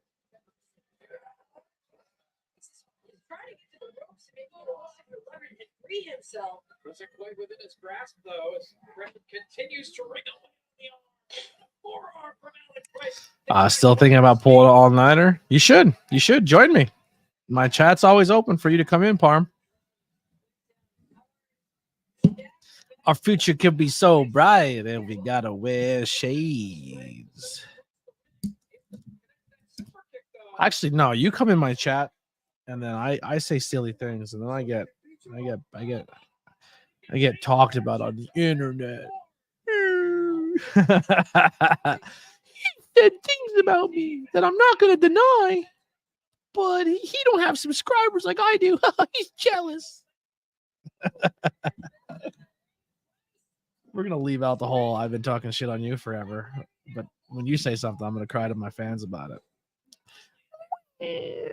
And I know someone's listening; they'll report back. It's all right. Report back.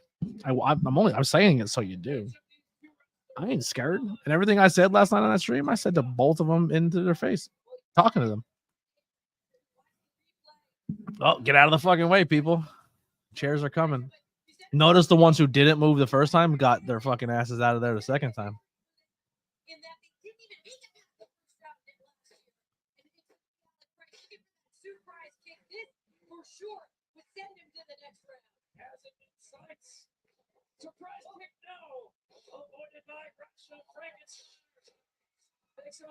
Frankensteiner into the fucking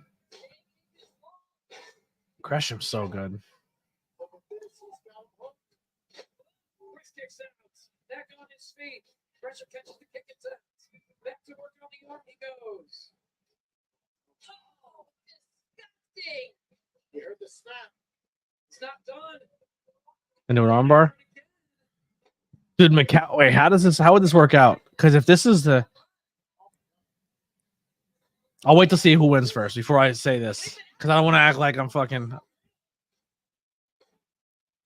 Well, I kind of already said it. You beat a former ROH champion before you go into a finals match. It's a big deal.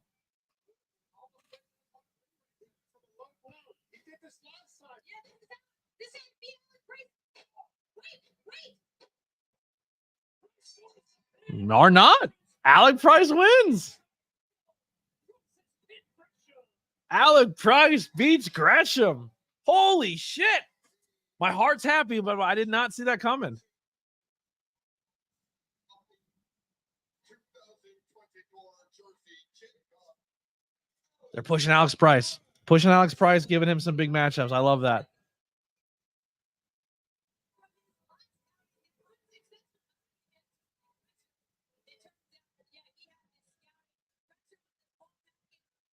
All right, so we're getting Price versus Janela, Mikowski versus Slamovich. Winner of Price Janela takes on the winner of Masha Mikowski. I thought Mikowski goes on to the semifinals. I thought Gresham might go on to the semifinals. Mikowski beats a former ROH champion, then fights Speedball Mike Bailey in the Jersey Cup final. But I'm cool with anyone going forward. Mikowski, Slamovich, Price, Janela. I'll take any of those to win the J Cup. That's the matchups. The fucking matchups. Head back to Dallas, Texas on February 23rd. Crazy. And then we'll have Wayne. I think we'll get Oliver McCoy next. I think that's the next matchup. We'll see. Forgot to turn that off. Michigan. GCW makes their debut in Rochester, New York, in the one music hall. Of course, they were rolling on back to Philadelphia for 3 days, and then on to LA April 20th. That Ukrainian Culture Center building is beautiful. It's a beautiful building. Oh, we're doing the multi-match. Six competitors in a first-round matchup. The first ball wins it. Only one will move on. Who wins that? You know what? I'm leaning Billy Starks, Charles Mason. I'm leaning on those two. Is an opening round match in the 2024 Jersey JCup. It is a scramble bout set for one fall. I wouldn't have called it the opening match if it's not opening the show.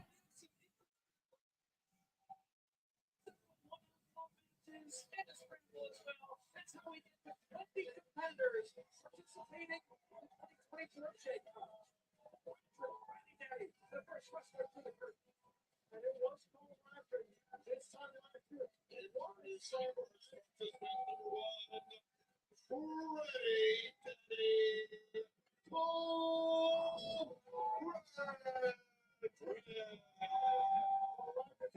It's a fun scramble, though. I like. This is gonna be a fun scramble. See if we can do it again.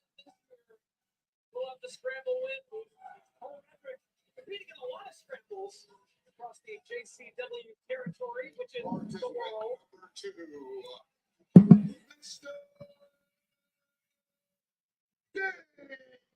This is the guy who replaced the injury.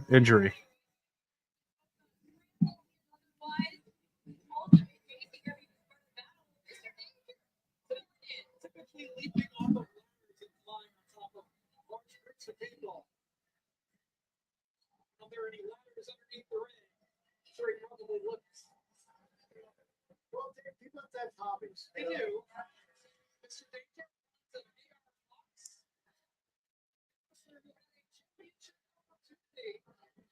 Jack Cartwell's leg got stuck in something. Someone's trying to sabotage the poor guy.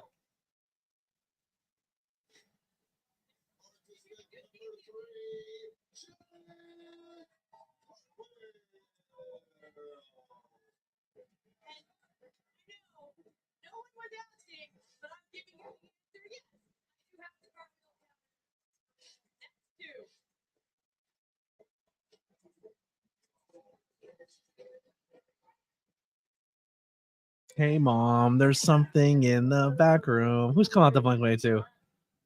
Oh, it's Billy Starks. I think Billy Starks comes out to Blink-182. Billy wins. I think Billy does an alien gimmick, and aliens are real. This is our second year participating.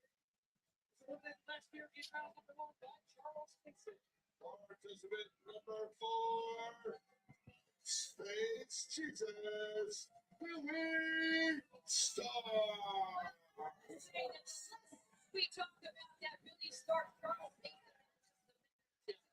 Unfortunately, Charles Mason is working with predictions for how this would go. The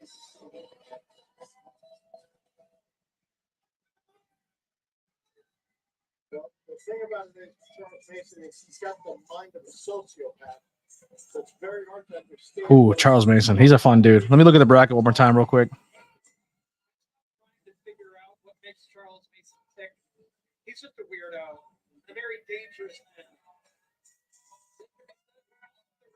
Myron Reed, who is certainly impressed since returning to GCW competition here in 2024. We're going to catch up. Participant number 5, the Young Buck, Reed Free.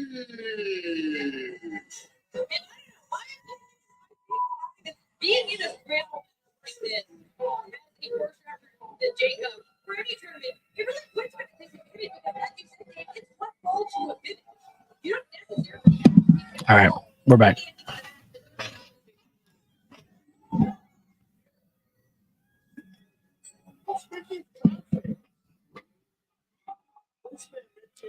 Oh, he's with Paro. Paro. Sorry, I always say Paro. It's Paro.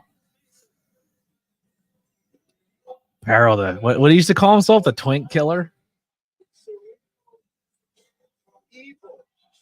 You know what's hilarious? I watched this guy at an independent show.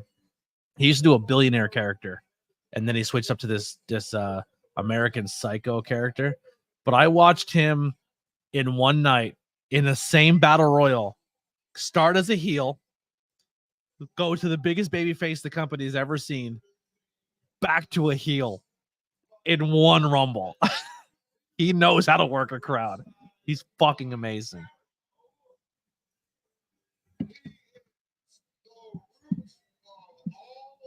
I have a Root of All Evil t-shirt.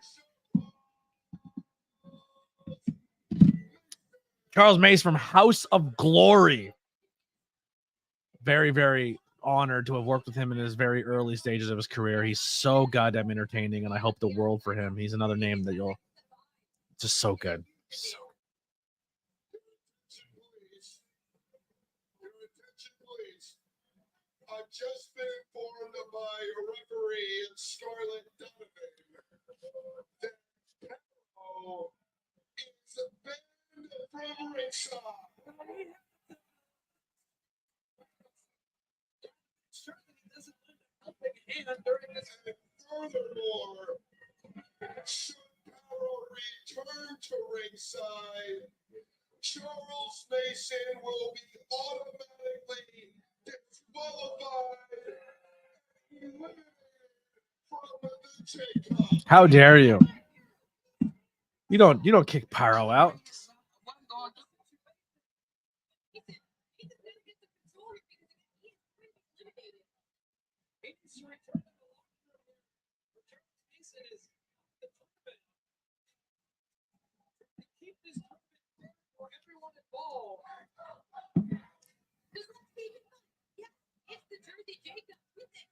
Glad everyone got the chance to subscribe to Fight TV and watch along. It's a good time.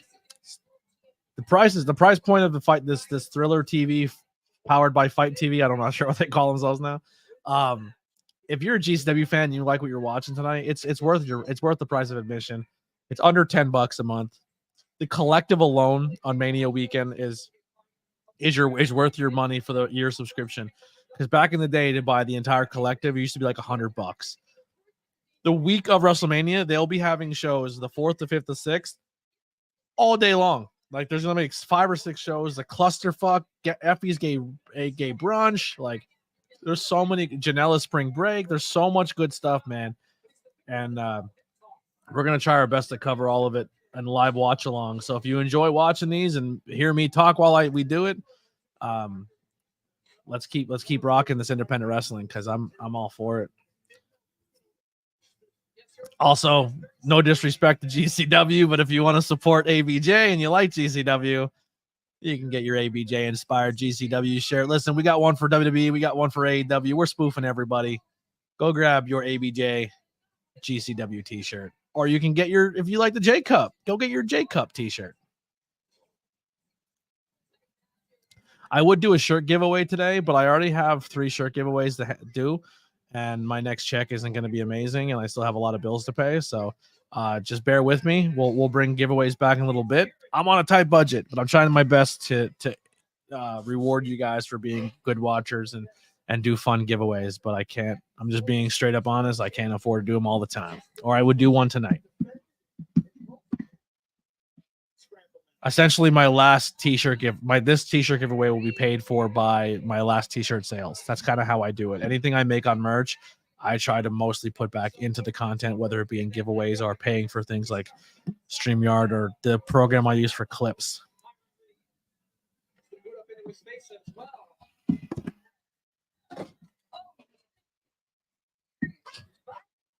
But I will be doing a giveaway for Revolution and for Billy Starks. Killing it. Billy Stark's gear looks a lot like Journey Burke's gear, except she has that one single flare on her arm. But yeah, we'll do one for Elimination Chamber and we'll do one for GCW. I'm sorry, not GCW. Jesus Christ. Chamber and Revolution. Sorry. We finally got it out.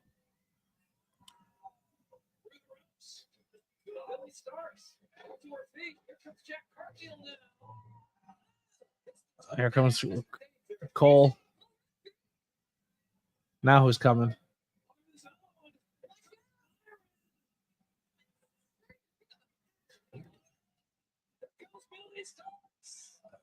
Oh, Billy Stark slipped on someone's beer. There's someone's beer spilled right in that spot.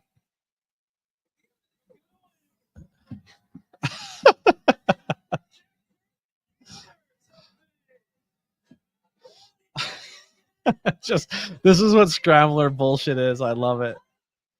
Everyone get your shit in.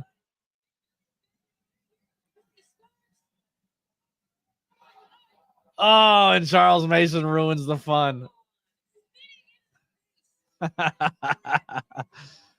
Athena versus Billy Stark's great match. Agreed.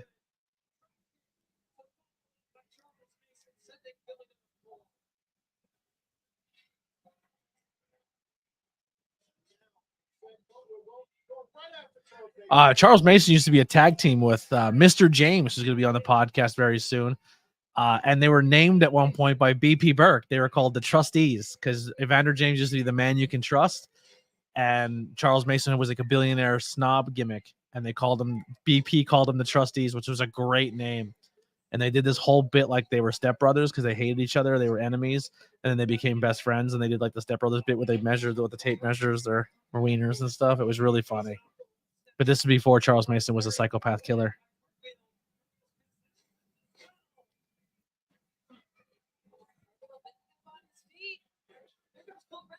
It's crazy. Like at one point in time when I first started working on the independent scene, one of the first companies I worked for was PPW. And PPW used to have Mr. James, Evander James, Charles Mason, the main event, Nolo Katana, Big Game Leroy, trying to think who else was in that House of Glory crew. Mantequilla.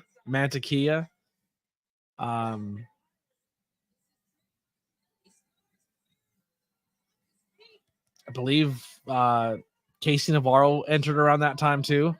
Like it was a good roster, a really fun roster of that New York crowd. People, if you watch a lot of House of Glory wrestling, they were like PPW stars for a very long time. Speaking of PPW, I smell something. It's that stinky backstage commentator, interviewer, Sabrina, who's in the chat. Sabrina, if you want to come join and come talk real quick and plug yourself, I'd love you to do that if you're available to. Here's the link to join. If you need it sent to you personally, tell me. But get your stinky ass in here and come talk to me and plug your shit. She's a content creator. She does a lot of cool things. She's the backstage interviewer at PPW. So what we were just randomly talking about when she joined. But I think she was. Were you a PPW fan when they were at the church, when they were at the Holy Family Academy, or did you join when they came to when they started coming to Signature Training Academy before they left there? Wow, that guy's abs is insane. Cartwheel is insane. That was a crazy spot. That dude uses abs to swing his entire body around and back through to sweep the legs out. Cartwheel's got Action Andretti hair. He has that really cool, like, curly hair. Let's bring her in. Sorry for if we don't have smell-o-vision here, but we'll figure it out. But here's the stinkiest backstage person I know. Sabrina, are you in scrubs right now? What's up? Are you in scrubs right now? I'm at work right now, but I had to come on because I was like, nah, he can't be on and me not, come on and give him some creative criticism. You know? Creative criticism. Let's hear it. No, I was just coming on because you're like, come on and know it and promote yourself. And I was like, all right, I'll come on. Yeah, so tell the people, what are you doing right now? Where can people find and support you? You can find me on Instagram, PPW though. PPW is coming out tomorrow. I will not be there, unfortunately. Thank God, because I was like afraid I'd have to smell you. You're the smelly one, not me. No, but tomorrow I will be celebrating. Well, my birthday's today, but I'm celebrating tomorrow at PPW. Oh shit! Well, I'm sorry. I'll try to be at the next one, but I'll tell you off camera. I'll tell you off camera why I won't be there. So I don't want to disparage anybody, but I try not to go to certain shows when certain people are booked. I'm just not a fan of certain people, and I just try not to show up when they're booked. It's not anybody on the PPW roster. You can put two and two together. Guys, it's me. He's not coming because I'm there. Yeah, I'm sick of her. I'm tired of her. He doesn't like me. I love PPW. I support PPW, but I also stand by my ideas and beliefs, and I think certain people shouldn't be in the wrestling business. And maybe they're innocent, and I just know false information. But I don't go to those shows when they're there. But anyway, they do a great job there. Sabrina's been killing it backstage, but support her. And are you still podcasting? Is any of that a thing? I haven't done it in a while. I'm a little rusty. But I'm also now a part of 5 Star. Yeah, 5 Star Wrestling's doing stuff. Nice. Yeah, I got the invite to be at the last show. I just don't have transportation. But I think what 5 Star's doing is really cool. The last show looked like a really good time. Looked like they had a good turnout. It wasn't bad. It's cold in that building, but it's fine. So if it's cold, Reed is going to be your winner of your multi-man in the JCup. We're watching the JCup right now. GCW JCup? Nope. I'll tell you real quick. So as of right now, we have this is the people advancing in the JCup. Where's my thing at? I lost my thing. You lost it a long time ago. You're right. That I did not the thing, but I lost the whatever. Anyway, yeah. What a prevert this girl is.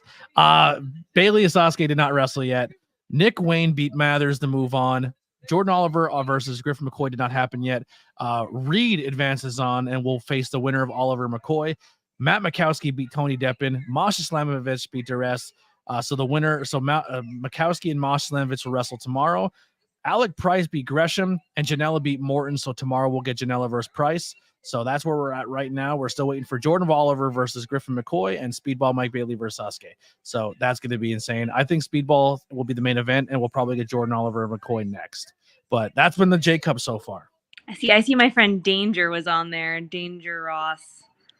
Yes. Danger Ross actually replaced an injured competitor and got in last minute, and they just wrestled, and it was really good. Danger did I a good knew job. he was last minute because he called me this morning to wish me happy birthday, and he's like, hey, guess what I'm doing tonight? And I was like, nothing, wrestling? I don't know what you're doing. He's like, yeah, I'm wrestling. Yeah, have fun. Had a good turnout. Oh, we have a tag team matchup, Violence is Forever versus the Astronauts. That's to be a lot of fun. But yeah, we'll let them know that we said here on the live stream they did a great job. Thanks for filling in. JCup's always fun to watch. I'll be like, they said you did horrible. I don't know what to tell you. Yeah, it sucked. You dropped the ball, man. No, he's a cool dude. I met him at CZW. Yeah. Their anniversary show is right now on Thriller TV as well. Well, I was there. You've probably seen me going, yeah. Was it good? Was it a good show? Oh my god, I was. Spoiler alert: did Deshaun Pratt win? He didn't go against Rich Swann at that point. Rich Swann couldn't make it. Oh. But Deshaun Pratt did tell me, he came up to me after the show and he goes, give me a list of the guys you want me to get in the ring and I got you. I was like, all right. I love Deshaun. He's so good. Were you at PPW? Were you at PPW when they were at the church? No. So you started at Signature Training Academy? Mm-hmm. Okay. So you weren't there for the beginning, like when Charles Mason used to be there and Main Event. Well, Main Event had a few spots at Signature Training Academy. My first show there was March of 2021. So here's a question for you. How do you go into preparing for backstage interviews, and how has it been transitioning from a podcaster to a backstage interviewer? Because I mean, we kind of were in the same shoes. I was a podcaster who was invited. I did some backstage interviews. I did not like it. And I'll tell you why after you tell your story. But that transition of being the fan, then being asked backstage, how's that process been for you? I think the transition from being a fan to backstage wasn't as bad because I did get close to a lot of the wrestlers with the podcast. But now, I don't know. I don't really get nervous. I think it's more of a, what am I going to say? Am I going to screw it up? Obviously, we can have multiple takes. It's not a problem.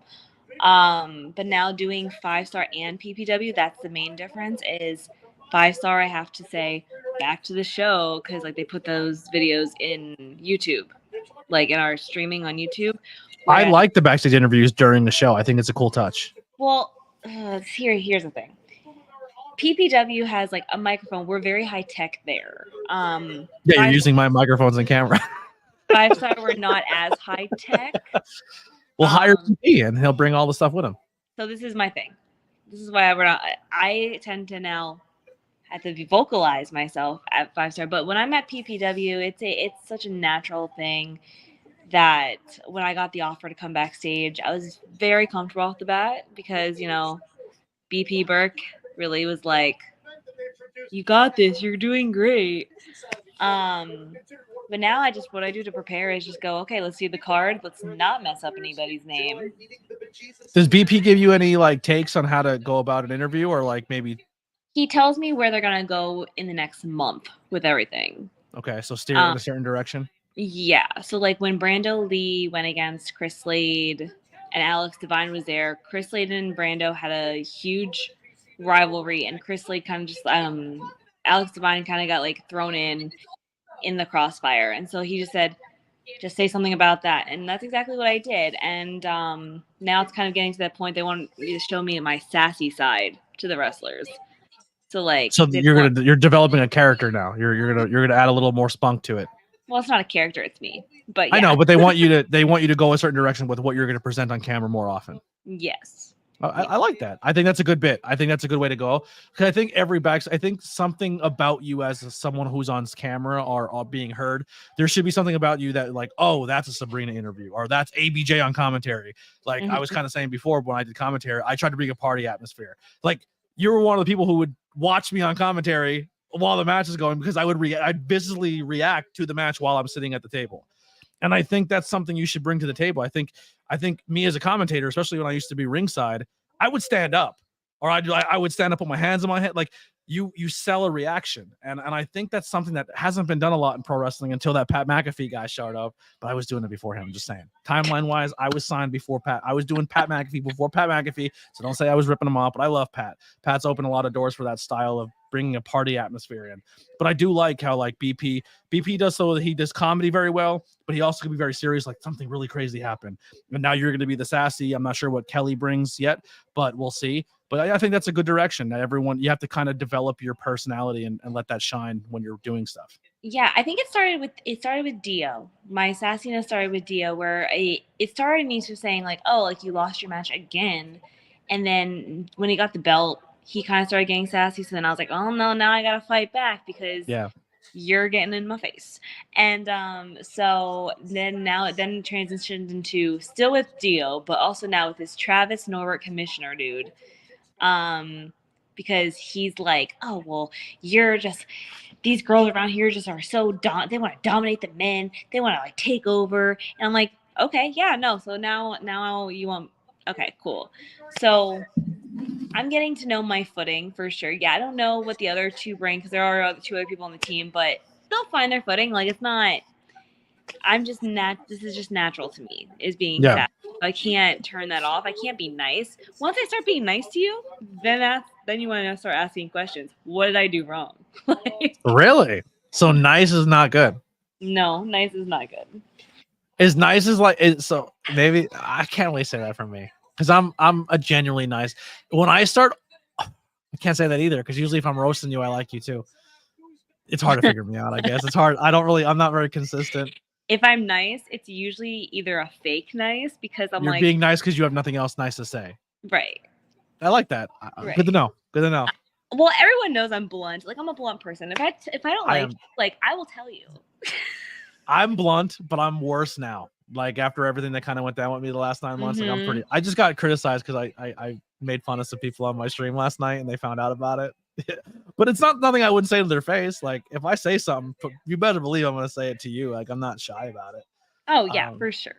Yeah, but so I don't like the backstage thing for one reason only. And you actually kind of experienced this, but I think yours was planned ahead of time. Sometimes backstage, when a wrestler is giving an interview or doing a backstage bit, they're in the moment. They're playing a character, and sometimes they get hands-on. And when you're a guy and you're kind of a bigger guy, they feel I can get more hands-on because they can take it. I don't like that. Right. So like here, and maybe it's my ego, maybe it's me just not wanting to play a character or me not wanting to get pushed around on camera and look like a chump. Because it's my male toxicity growing up. You know what I mean? Like, you push me, we're fighting. That's all there is to it. And I've always been me. I'm not a character. Mm-hmm. I'm ABJ. I didn't like the hands-on stuff. So I was like, this backstage isn't for me. And I don't want to tell a wrestler to hold back their emotion in a promo because it's important. Like they have to sell why they're angry. And sometimes they have to do that. And I don't want to take away from that. So I remove myself, not because I would ruin their creativeness with my hang-ups. And that's why I stepped away. But you took a little bit of a bump at a backstage interview. Kind of went viral for PPW. Are we talking about Sammy Chaos? Sammy Chaos chucked you So like a lawn dart. So here's the thing. A lot of people, I'll give you a little behind the curtain. I got there and Paul Bowe said, hey, I have a brilliant idea. And Sammy was there. And Sammy was like, I want to manhandle you. Like, I want to lift you up. I want to I'm like, go for it. Like, a lot of the times they'll ask me, especially because I'm tiny, but like, because what did something Griffin McCoy said to me? He's like, before his promo, he's like, can I call you a broad? And I was like, yeah, like, I don't care. Call me what you want. So then like that, but like a lot of times they ask me, but when Sammy did that, it took me by surprise when she like lifted me, put me down, and then pushed me. And I was like, oh, okay, you pushed me. And then I literally fell on the floor because my heel went underneath. And I went, are you joking me? But like at the end of the day, I don't mind taking a little bit of a bump, a little bit. How strong is Sammy? She's strong as shit. Yo, I was scared. I'm not scared of heights. That day I was like, if I fall right now. She's very entertaining. I gave her a card. I didn't hear anything back, but I think that's someone I'm going to reach out to for an interview soon. I think she's very entertaining. She's so nice. I saw her at CZW too, and it's funny because she wasn't wrestling. She was just there to support. And her and I both looked at each other, and I said, you better be staying over there. Like, could that be your bit? So, like, I had a bit where I rivaled with a wrestler for a while. Me and Ricky Price were rivals for a while. Is that like you and Dio, or you and Dio like that rivalry? Me and Dio are that rivalry. We we have had so many like idea sessions where we just sit and talk to each other, and we're like, okay, this is where we want this to go in the future. This month it kind of got messed up, but I said, I'm here for it. He loves to shine that belt in my face and call me his dad. So he calls you daddy? No, he goes, your dad. And I'm like, oh, okay, I didn't know that you were my dad. Oh, he wants you to call him daddy. Not that kind of thing, but like, Call him sorry. dad. I'm sorry. But I don't know why you're taking it in a different angle. The freaking prevert. But now we have this Jared Ruda, which is like Mr. Ruda's brother from another, I don't know. Anyways, From like three mothers. Yeah. from like three mothers. Yeah. They look the same. That's the sad part. They're But, short and have bald heads. That's it. They look the same. And they dress similar. But I had a good moment backstage. I came through the curtain and I took a line from Killian and Dust. They always say when they see someone like, oh, look at him, he looks like hell. And I came through the curtain, I go, yo, Joe Ruda looks like hell. And the whole back popped. They started laughing. okay, sad part is huge Mr. Ruda fan with love championship Ruda. material. Those Yeah. three guys, my favorite people. Saw your interview with him, mind you. I was like listening to it while I was working out. And I was like, oh, wow, this is great. However, I thought it was like your normal podcast where I could see you guys talking.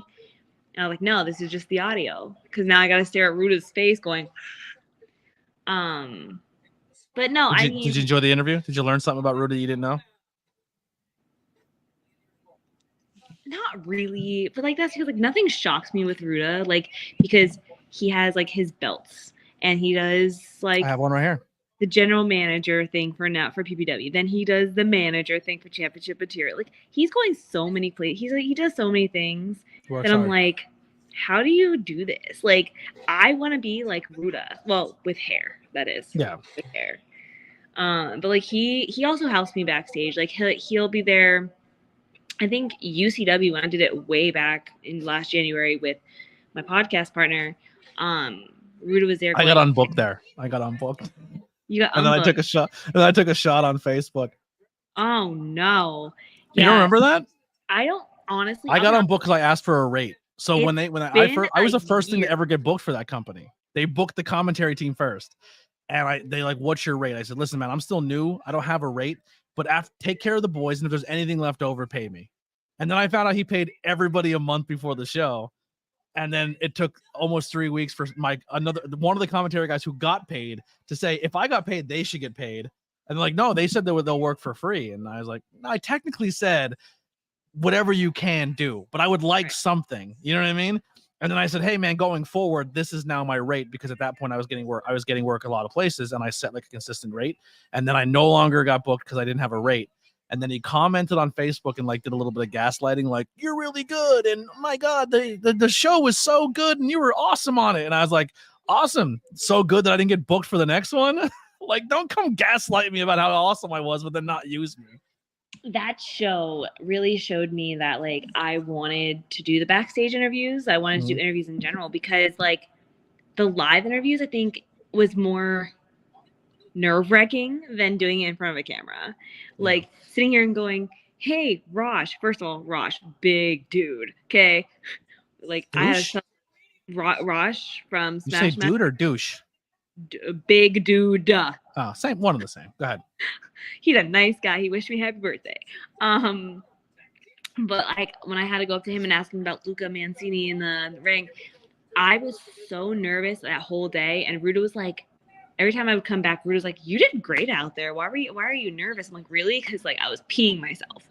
But now it's like I can go and interview like the rudest of people and be like, I got this. Yeah. Most of the time they put me with the bigger guys to make them look bigger. Yeah. That's the camera trick. Tiny. Yep. Put the small person there so they look like when what's his name used to do Mitch, he would stand like a split because he's so That's tall. What I heard. Yeah. That's what I heard, because Miami Mike did an interview with him, and an interview this past month, and he's like, Sabrina, I want you for my interview. And I was like, first of all, I was like, why? Why? He goes, because you're tiny and I'm kind of tiny and I need someone to make me look muscular, and you're not as muscular. I was like, thanks, Miami. Thanks for saying that I don't have biceps.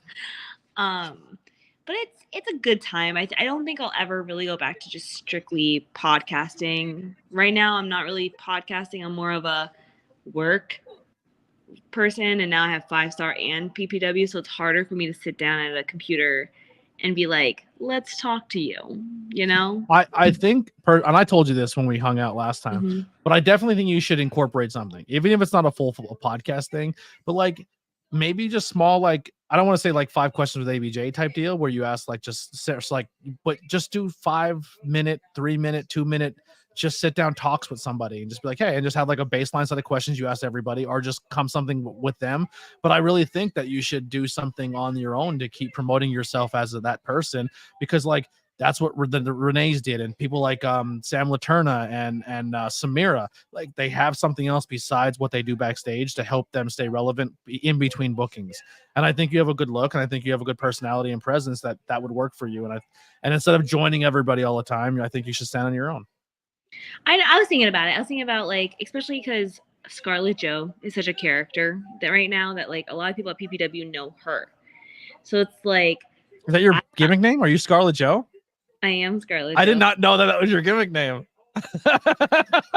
Then why are you still going on as Sabrina? You're now Scarlett Jo forever. That's you. But my Rock Instagram, like everything, like because like okay, everyone should know Sabrina, and this is Sabrina Scrubs. No, like, no, you're always Scarlett. You adapted a character. That has to be your IG name. Like you are Scarlett Jo. Well, that's the thing. So with my IG right now, it's private because of the fact then I can tell who I can have on my personal thing. But Ruda told me maybe you should, start a Scarlett Jo account so that the fans can follow that instead of trying to follow your personal page. Yeah. And I was like, that's an idea. But also on there, like that's something that's in the works, is I do want to do some videos on my own page, on the Scarlett Jo page. But it's like now it's like the ideas I have to get. Like it's a lot to handle, which is the 5 question thing was a game changer for me, because like I everything I did was by the podcast, and I would be like, well, I don't want to do short, I want to do that long form interviews, and I want to sit down and make sure everyone's comfortable. And that was hard to recreate outside of your space where you have all your nice equipment. And the 5 question thing has been fun. Like I did 3 at the last PPW show that I'm excited for people to see. I did Rembrandt, I did, and then I did both members of Security Inc. So I had Officer Ronnie Moses and Malcolm Murray. They were the security tag team guys. But that's my goal, is if I go to a show, then I'm going to go and be a fan. Then if I can, and no one's busy, then I pull them aside and I said, hey, you want to go record something? It takes 2 or 3 minutes and you can knock it out. And honestly, I would look to do the same thing for you, is like try to find that quick form content, but it still shows your personality and the talent's personality. Yeah, like they can do it in character, out of character, whatever they're more comfortable with. Yeah, me and Travis Norbert actually have had a lot of idea conversations because, everyone he posted a video on his that I pushed him, and that like, oh, how dare Scarlett Jo push me in here, because like I literally was like, what are you doing here? This is my jurisdiction, like, and so that's something that I'm playing with him with, because he's known for a lot of promotions right now. So it's kind of like, okay, if him and I can get on each other's like Instagram pages, then my name also gets out there. His name also gets out there. But like, man, I watched the 5 questions with ABJ, and I'm like, one day when Scarlett Jo gets famous, I hope I get to be on ABJ. So is that a thing that you want next time we see each other? We were doing the 5 questions. I want to do the 5 questions. All right, you're in. Next time we don't ask me about my dating life. Cut that. That's a book. I ever said if I ever give my moniker, it's yours. I'm getting you a shirt. You're getting an ABJ shirt. I want one like Ricky has. I hate ABJ. No, I hate you. I have to put that back up. I actually took that down. I have to put it back up though. But no, Ricky and I have had like, I've actually gotten closer with Ricky because of 5-star. 5-star now that he's at PPW. And it's funny because he's like, when I first met you, I thought you were like 13 years old because you were hanging around. So I was like, Ricky. Dude, I was honest with you and your old co-host. I'm like, yo, you both look the same age. And then when people find out the age of one and then the other, they're like in the wrestling day and age where like speaking out and everything was going crazy, people like, it was harder for female backstage people or female fans to get access backstage because it was so like, yo, we want to protect you, but also we don't want to say anything stupid because we all kind of know how backstages go. Like, and I don't want to say that. I don't want to say like they're grimy and gross and stuff, but like it's a body industry and everyone's very open and comfortable. And people make jokes and things are said, but it's never in context of like being creepy or being inappropriate or anything like that. But it's that style atmosphere sometimes, you know. Oh yeah, like So- I've never felt uncomfortable backstage. Like I literally will sit there and I'll make jokes with the guys as well. Yeah. Like okay, like you know, but there are some times where I'm like looking, I'm like, I don't like this. I just turn around. I used to talk to BP Burke. Him and I usually make jokes about everybody else in the room. So we're getting the young, dumb, and broke match. Griffin McCoy versus Jordan Oliver. young, dumb, and broke. So here's the stipulation for this. The JCW championship is on the line the entire tournament. So if Jordan Oliver loses this match, Griffin McCoy is the new JCW champion.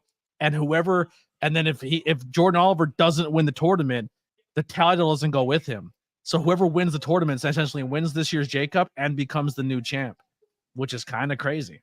Yeah. Man, Jordan Oliver, he's a cool dude. He's a really cool dude. He's the next Shawn Michaels. That kid is fucking fantastic. That man, I actually met at the airport one time, and then he didn't know that it was me until I brought it up to him at the next show. Because I was going to Vegas, and he was leaving to go somewhere, and Charlie Tiger's ringside. I ran into him, and that was not good. He was like, "Oh my God, are you okay?" I was like, "I'm fine. I just gotta get to my flight." Awkward. That was such an awkward. Jordan's a good dude. I found something out about him though. Not bad, but like for how confident he looks right now, he has really bad anxiety before he hits the ring. Like he struggles with anxiety for the way out and the first like 5-10 minutes of his match until he finds his pocket. He hides it very well. He does. The kid's so incredibly talented, and for how talented he is, his opponent tonight is just as good. Griffin McCoy is a mega star. Such a good kid. It's top guy time. Top guy time. Stop guy time. And he called me a dumb broad, okay? But I'm still rooting for him. This dumb broad's coming out now. But no, he I just saw him at CZW. He did a great match with Miles Hawkins. They like started out outside the ring, really going ham on each other. I thought that Griffin was gonna hit me in the face at one point because of how close he was, but he was like, okay, Griffin, you can move away now. Yeah. He's cool, dude. No, there's a lot of good talent out there nowadays. Like the card that we have this month, great card. Can't wait to see what happens. I'm kind of hoping Clutch Adams wins a match, but I don't want VSK. I'm sorry. I'm gonna say Why? it. VSK is awesome. I am such a heel lover that I normally like the heels too, but VSK is he's so good. VSK is a natural heel. I think he's only a babyface at PPW. I think everywhere else he's a bad guy. Really? Yes. Clutch Adams though is so top tier for me. He's great. He's really good. Like there's so is the Mecca. The Mecca's a great heel. Yes, there's 3 top tiers in PPW that I love, and that's Clutch Adams, Mecca, and Rembrandt. Those 3 top tier. Rembrandt. Here's what I've been telling people too, and you could probably do you watch mainstream wrestling at all? Like, do you watch anything here and there? Have you been watching Swerve Strickland at all? No. So Swerve Strickland at AEW is like one of their top heels, but he's so cool. Like you're rooting for him. But the way Swerve does his looks and his like that just swagger about him, I'm like, yo, that's been Rembrandt for 7 years now. Like they're very similar. Like the way Rembrandt carries himself and conducts himself. Actually, you're the first person I'm gonna tell this actively to. Because I don't want to sound like a creep when I say it, because it's 100% to catch you being a creep. So we're all hanging out, me, Rembrandt, Lily, we're watching the match with Cosmic and Danny Moe. And watching Cosmic and Danny Moe 2 years ago, and then watching Cosmic and Danny Moe last show, they both got so much better. Like they are working so hard. Like Cosmic's training with like Mia Yim and Masha Slamovich and Prince Ahmed, and Danny Moe is just doing the traditional, I'm going to work and work and work and work and work and go everywhere that'll book me. And that matchup was so good. But Cosmic did a German suplex, and someone noticed, it was not me, someone noticed a line down the crotch of her gear. Oh, no. And we said, they go, oh my God, I think she split her pants. So Rem goes, I'll go check. So Rem goes backstage and goes, yo, I think your pants ripped. And she goes, no. And she showed her the gear, and it says your dad's favorite written up the crotch. So when you look at it, and if you say to her, yo, why does it say that there? It's like, yo, why are you looking? Cosmic is a genius. She's great. Yeah, no, I've never. So So I never saw her like actual wrestle because in Broadheadsville she was always like coming out with Rembrandt. She wasn't really wrestling. So when she came to PPW again and I saw her actually wrestle, I was like, oh, okay, she's really good at what she does. She's so strong. So strong. So strong. And like she remembered me. Like I didn't go up to her because like I was just doing other things. And she was like, hi. I'm like, hello. Yeah. How are you? So who are some other names out there for my audience? Because I push the Northeast scene down their throats pretty heavily. But who are some names out there that you really enjoy, not just as performers, but as people? Because I think that's where I try to stand out. I try to put good people on. I don't always hit home runs. Listen, I've had some people on the podcast I'm not fans of, but it happens. You know, sometimes your episodes aren't always home runs. But for the most part, most of my interviews have been with people I enjoy. You know. But hey, listen, if ABJ's doing bad, now's our time. Just remember that. No fucks given in 2024. Anyway, yeah. So who are some people you care about that people should look out for? Brothers Gray. Yes. Those guys are one of the people I met them at one of Smash Masters shows, and I immediately like there was just something about them that I was like, I like them a lot. And now it's like it's been almost a year that I've seen them and they've just gotten so much better. And now they're with Sam Adams, which is another good guy. Yeah. Kind of. So Brothers Gray, for me, I seen them 2 or 3 times and I thought they had really good looks, but I didn't attach immediately. I was like, oh, they're really nice guys. They've always been super respectful. Came up to me, said hi. Like I wasn't even sure who they were yet. And I like they're good backstage people. They're good people to have around. And I didn't really bond with them until last PPW show. And I really got to chat with them and get to know them and see and learn who they are as people. And like I kind of made the joke. I'm like, oh, well, you're gonna be on the podcast soon. Because that's kind of what it takes for me to book you. I'm going to be completely honest. Like, I got to get to know you. I don't want to be at the point anymore where I just put you on because I'm trying to chase your name or how many viewers or followers you have. I want you on because I had that one-on-one. I got to meet you. I remember learn who you are. That. Yeah, and that's kind of like, and I really resonated with them. And they're good humans and they're good people. And then like they've really found who they are as a tag team. They're not just 2 guys come out with masks and cool gear and. Like they're putting the match together with their look, and I'm very proud of what they've been accomplishing. They were always very supportive of me too. As soon as they met me, they were like, because when they met me, I was still part of a podcast, and so they were like, "Oh my gosh, like you're doing great." And then when I came backstage, they were very welcoming. They were very like, "Oh, you got this. You're doing great." And now, even now, they're like, "We never do promos with you. Why?" And I'm like. Bro, I don't know. I don't know now. But no, they're very good guys. They're always constantly checking up on me. Brad Baylor is another one that I can see definitely going places. He's kind of new to PPW. He's kind of that's the young kid with that's like 6'6" or whatever, right? And he's a Greek god. Is yeah, what he likes. He has. If there was a WWE look for a young kid that they would want, that's the kid. Yeah, he'll be. I think PPW right now. There's 2 names that I think besides Griff McCoy because he's there hit and miss, but and I'm being honest, and this is not to put any shade on anyone else in that locker room because I think everyone's really good, but I think Mecca should be on our TV every week. I think he's good enough to be on our TV every week. Alex Odin is another one that looks like someone should be on TV every week.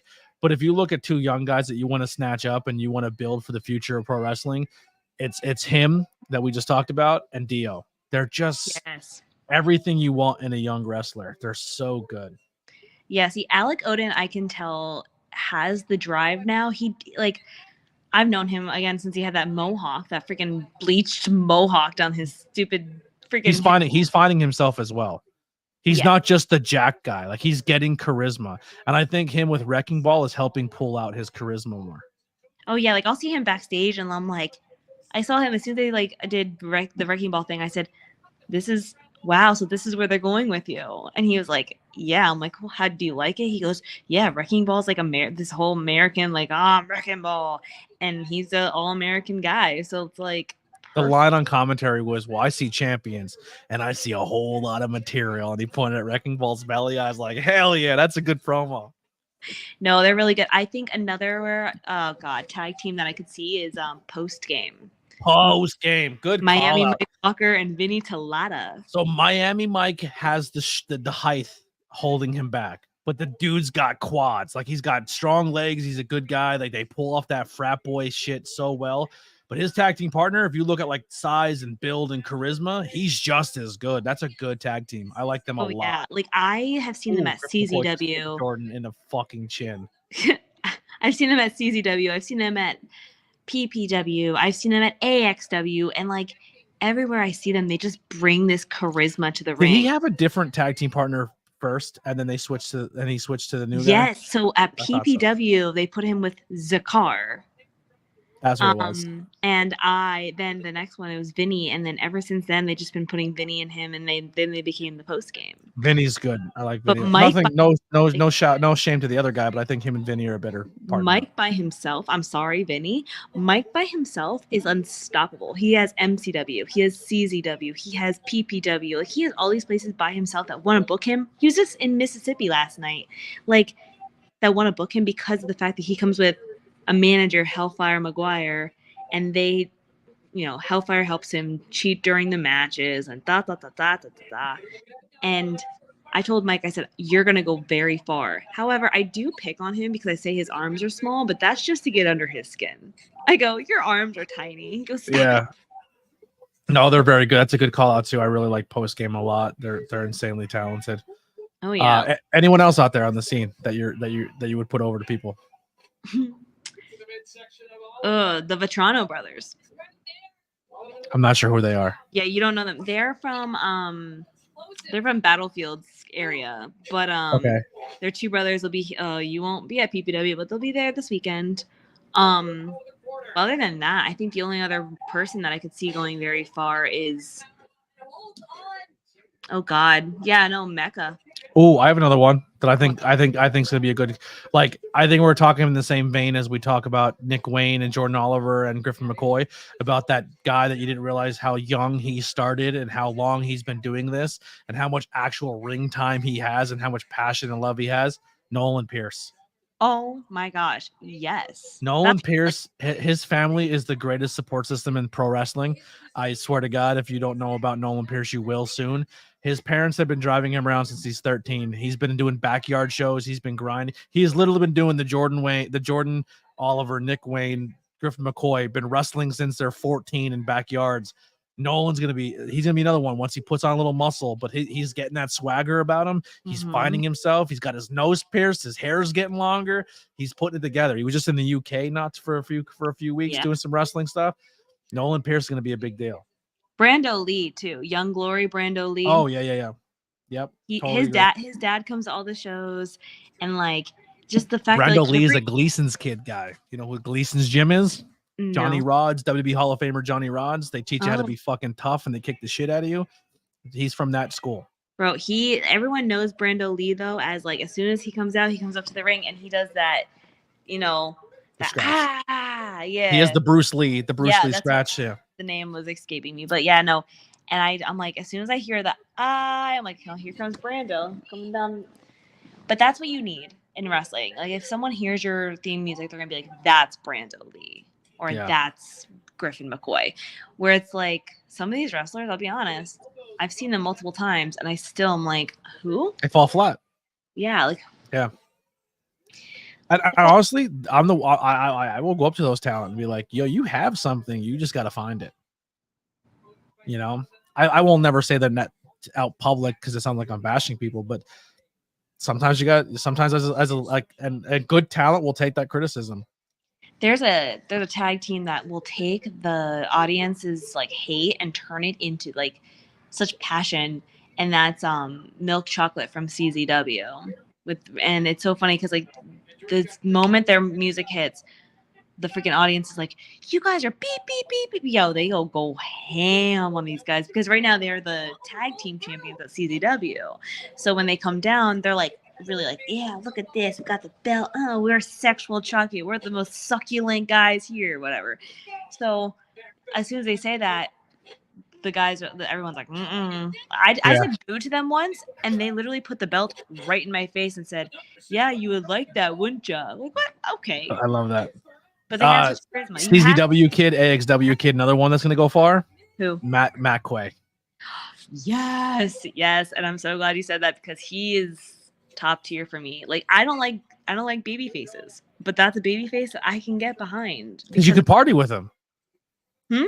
You could party with him. Like Matt Quay, Oh, someone you want to party with. Like Matt Quay's like you want to chill with him. Like most baby faces are just like, guys, I'm going to bed at 9 o'clock. I gotta wake up and lift weights because I gotta do what's right. And that baby face bores the fuck. I don't want to listen. Hulk Hogan did the whole drink your milk and eat your vitamins. All meanwhile he was being a party. You can be a party playboy, have a good time, America, have fucking cool mullet hair, and still be a baby face. And Matt Quay is your baby face that you can want to party with. But that's another one. As soon as he comes out, like everyone's like, yeah, because like he like has like all this hype to him, and he runs down the aisle. Like that's something. But him and Ian Bush have something so special with their tag team going on. But the hatred that they had at AXW, that's how you can tell they're good wrestlers because like you can sell them both. I'll never say Ian Bush is good on camera though. I will. Ian Bush is great. He's a good guy. He's a good guy. That hurts him more. That hurts him more. If I say he sucks, he likes it, and I don't want to give him one. I don't want to give him what he likes. He's a nice guy. I don't care. Meet him backstage. He tries to act like a dickhead. He's a fucking nice guy. That hurts his soul more. And I know, I got him. I got him. He's not gonna hear this, but I got him. Could you imagine though, like if you got a message like, "Hey man," Yeah, fuck it. He actually. So you know what's funny? Sometimes I say he doesn't listen or people don't listen, and they do. I did. Me and BP did the draft your champions pick. Like if you're like independent pro wrestling champions and start a promotion, and I didn't say Ian. None of us said Ian Bush, and he was pissed. He DM'd me. He's like, "Fuck you! How dare you not pick me?" Like, he's funny. I've talked to him a few times, like because after CZW shows, they all go out to like this burger place because they're all hungry, and he's the funniest thing. Like he tries to act like he's like a very standoff guy. You get him talking. And then he's like joking around with you like the whole. He tries to start off as a dick. He tries to be Ian Bush all the time, but when you break him down, he's a sweetheart. He's very nice. Yeah, but like we're ruining you. We're burying your character. Fuck kayfabe. Ian Bush is a nice guy. You know who I love at AXW though? Laszlo. Oh, Laszlo, Ed House are give me Ed House anytime, and then you add Laszlo with that. That's a dream tag team. That's a dream. And them going against the Golden Era. Perfect. Very good tag team. Please. Very good tag team. So then you have Goldie. You have Brian Morris. You have. Yeah, I reached out to Goldie. This dude told me at AXW, man, I've been dying to do your podcast. How come you don't hit me up for your podcast? I DM him on Instagram. No answer. Left me on red. You know, Goldie, that's why we root for Lazzy and Ed House. Okay. That's why I root for them. Because you won't go on ABJ's podcast. Yeah. This guy didn't even answer. Didn't even read it. Left me in his fucking request bin. How come you don't have Matt Quay on here? I've had Matt Quay on the podcast. Have you? Guys, that just shows I don't watch. He was very early on. He was very early on. I was like gonna episode. He might have been just one of the first double-digit episodes, if I'm not mistaken. Yeah, because he was like, "You come into the show March the next AXW show." I was like, "Well, you're the champion, so I guess I have to go." Every AXW show for the next 6 months, I worked that weekend. So I was supposed to be commentary, and I essentially said like the chances of me getting shift trades once a month every weekend for the next 3 months is so unlikely. And they want consistency in commentary, and I want consistency out of myself. Like I won't take the job if I know I can't be at every show. And I essentially had to tell him I had to decline, which sucks because like I like a lot of the talent there and I'd love to be on the call, but I also take pride in being consistent and being part of a product and not just be hit or miss. So I had to turn it down. But Matt Quay was episode 11. Oh, okay. There we go. Well, so this is the thing with my job. That's how it is. I took off for tomorrow because today's my birthday. So I was like, okay, I'll take off the next day so that I can celebrate at PPW. But from here on out, I'm like trying to do shift trades and everything because like it's hard. It is hard, but you know what? I got the next 3 months covered, so we are good. Nice. Anything else you want to say? I'll let you get back to work. Just make sure you guys tune in to PPW and see what we're up to. And Scarlett Joe, keep an eye out for that Instagram page, everyone. When Scarlett Joe makes an Instagram page, we will have Scarlett Joe on the podcast. How about that? A full interview. All right. We'll recreate what we did here, and not only you'll get an interview, I'll give you 5 questions too. We'll do one of the same. We'll push the name Scarlett Joe. the Premier Streaming Network. That's I believe it's Premier Stream Network. You just Google it, it'll pop up. All of PPW's on there. I think it's live the day of, or it's the sometimes it's live, sometimes not. Sometimes I always did the bit. Sometimes it's good, sometimes it's shit. But you don't want to say that about a promotion. Premier Network. I will say this. As someone who's been part of PPW for years and working at PPW, I'm very proud of where they are now. Paul Bowe, I'm speaking directly to you. You put yourself around good people. You delegate it properly. You put the right people in the right positions. The booking, you're booking the entire show now. It's not like, hey, let's bring in 15 names. And this is not a shot at anybody either. I'm just saying the evolution of PPW. And I'm known for my honesty, and I'll say it. Paul's killing it. He put the right people in place backstage. I don't want to say who's backstage and running stuff because I know that those people probably wouldn't want their name out there like that for kayfabe reasons. But the people who are running backstage and Gorilla and conducting shows and doing everything, BP handling the backstage and kind of running that, but also helping with storytelling and making things make sense from the backstage to the ring. The cohesiveness of PPW is very, very impressive, and the show is good from beginning to end. Every story, every member of the talent, I would say, equally feels like their product matters as much as the main event. And I think that's a really good place to be for a company. So support PPW on the Premier Network. Check out Scarlett. Actually, where the fuck did you get this name real quick before you... So I got nervous when they asked me for a name. So I was thinking of Scarlett Johansson. So I was like, Scarlett Jo. You better listen, before you commit to social media, you better think hard on your name. All right. Don't just dive into it because it popped up. But now I got used to it. I really love Scarlett Jo, and now it's Scarlett Jo being a sassy little girl. Like that's how it is. Okay. All right. Well, Scarlett Jo it is. Scarlett Johansson because she got nervous. Yeah. So I didn't know the ABJ was like, I just made the ABJ podcast and then people like ABJ and I went, that's fucking awesome. Yeah. I'm 37 years old. I didn't know I had a cool name like that. That's your initials. Those are your initials. I know. That's awesome. I fucking struck gold. Yeah. So, and then now people call me ABJ, which is fucking weird to me. Like, it's like a name. I still have that sticker. I still have my favorite sticker. Yo, the website I got stickers from fucking jacked their prices up. So stickers aren't coming for a long time. This is my last batch I have right here. I have the Wembley ones. Yeah, you tried to give it to me. I was like, I don't like that one. Yeah, I've been trying to give them to everybody. Nobody takes them. I was supposed to take them with me to London and pass them out, and they didn't come in time. But I gotta go because I gotta go work till 7 a.m. now. Appreciate you for stopping in. Everyone go support her. Send me your links and I'll put them in the like DM me and I'll put them in the links below this video. Yeah, I got you. Make sure you message me because I know you wanted to say something that you couldn't say on the live. So just message me on here. Okay, well, you're gonna remember. No, I won't. All right, bye. See you later. Scarlett Jo, everybody, or aka Sabrina. She's she's a fun person.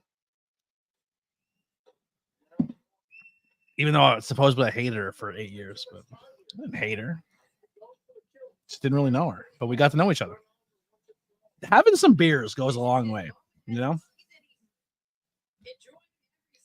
Who do we got in the chat? Everyone stopped talking during the interview part. I thought you guys were going to chime in, ask some questions. I gave you something nicer to look at except ABJ, and you guys dropped the ball. Now you just have my stupid face. And Brody. I got Brody here for you guys. I don't have Lily here to pick up the slack. You know what I mean? Bring some looks to this goddamn podcast. You're stuck with my face.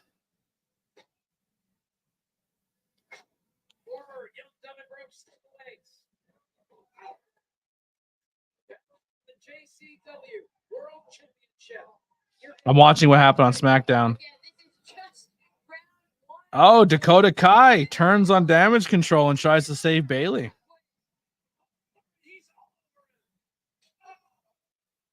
Wait, she still has a chair. I'm watching it. They're still friends. Dakota Kai, I guess, left.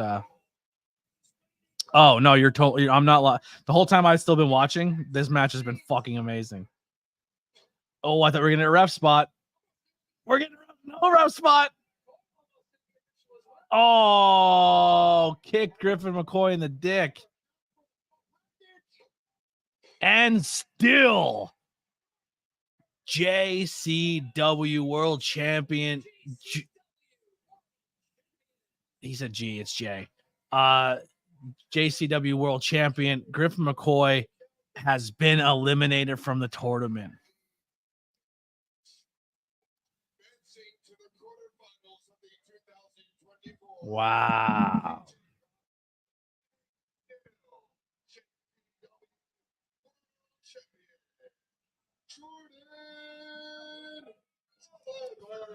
Poor Griffin McCoy. We still love you, Griffin. It's always top guy time on here on the ABJ podcast. So Wayne moves on, and we face the winner of our main event tonight between Bailey and Sasuke. Jordan Oliver take on Reed. Mikowski takes on Slamovich, and Price takes on Janela. All tomorrow here. We have one more match. That's our main event of the evening. And boy, Oliver's not the GCW champion, Steven. He is the JCW champion. There's Game Changer Wrestling and Jersey Championship Wrestling. He's the champion of Jersey Championship Wrestling. Commentary did not get that correct, unfortunately. But look at this. Defy, Josh Barnett's Bloodsport, DDT, JCW, TJP, Progress, Joey Janela's Spring Break, For the Culture, and Effie's Big Gay Brunch 9. The collective this weekend. This used to be $100 for all these shows. For $5 a month or whatever it is for Thriller TV, you get all of these shows. And I'm going to be honest, I'm working Thursday, but I'm off Friday. I will probably watch some of the matches Thursday night. Like I'll go back and rewatch some of them. Maybe I'll do it live. But Friday, you better believe I'll be up at 11 a.m. and we are going to go We're streaming from 11 a.m. at night till I'm going to try to stay all day. Like we'll do 11, we'll do 3, 7, and 12. And we're doing the collective like Friday and Saturday night. We're collective, we're Mania, and we're going to be NXT. So lock in. We're going to be here. Wednesday, Thursday, I'm working, but it's going to be a good time. And we'll have the GCW Orange Crush Indie Hall of Fame on Sunday, April 7th. Give me 1 second. I'm going to step away. I'm not going to do the BR back strings. I can't find it. I have to piss again. Think of some questions for when I come back. Let's think of something as Speedball Mike Bailey's coming out next.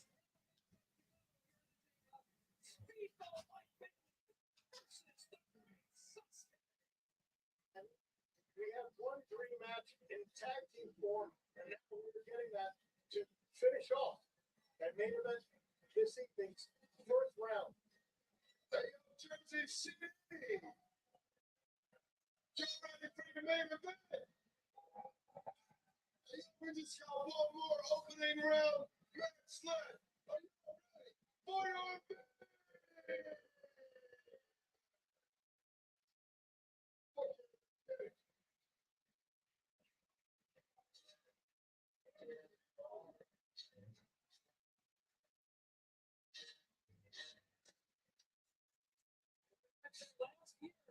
First Jersey JCup appearance, Speedball Mike Bailey went all the way to the finals. To take on Jordan Oliver, came up short. So to turn things around this year and with Speedball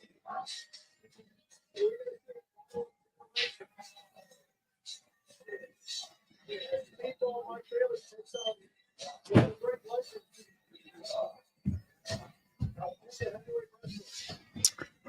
Unfortunately. Oh, so Steve, yeah, that's MLJ. I love Emil. Brass Monkey's playing. That means Speedball's here. He's not clapping high fives. He's punching and kicking your hands if you stick him out. That's just how he does it. Speedball's an animal. But if 4-inch punch. Ooh. Crazy. So if Speedball Mike Bailey passes through, unfortunately, Griffin McCoy couldn't get the job done. Mikowski went through. So what if, I'm just saying, I'm not saying because of me,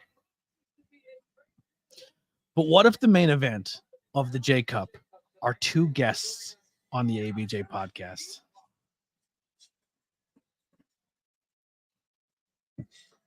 I have a vision. I know talent. I know good people. I put you guys in the right direction to find the good ones. And if I, even if I can't book them, I'll still tell you, like, that guy's good. Go look at them. Go look at them. They're awesome. Guy, girl, anyone. They're amazing. Go watch what they do.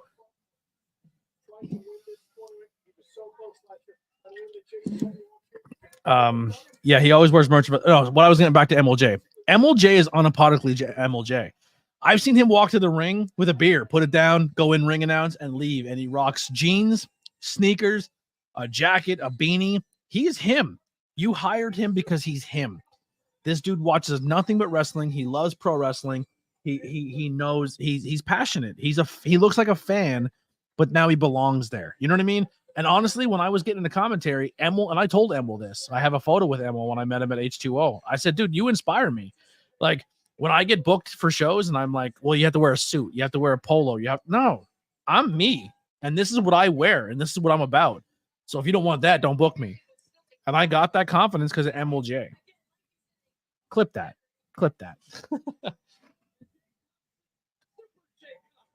I like when people are unapologetically them. And I have nothing wrong with if you want to play a character or use a gimmick name. I think that's cool too. I respect that. I wish I had the creativity to do that.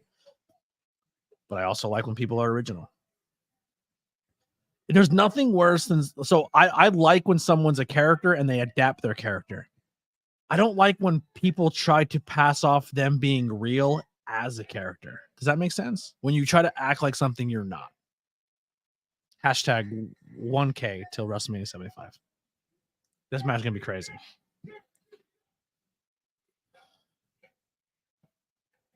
Speedball Mike Bailey, great mullet. Barefoot kick pads. Here we go. Anyone here have never seen Speedball Mike Bailey live?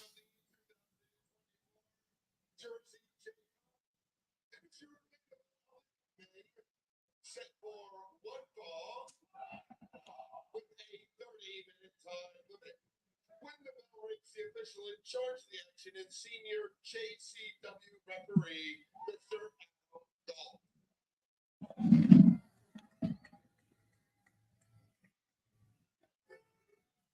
Introducing first to my right, fighting out of Montreal, Quebec, Canada, with an official weight of 175 pounds, Speedball Mike Bailey. You look at the list of top 5 matches put together, top 10 matches put together in the industry of professional wrestling. I don't think Impact Wrestling, TNA Wrestling has been considered in a top 10 match in a long time. Speedball Mike Bailey did that with Will Ospreay. And you would think, well, Will Ospreay has done it with everybody.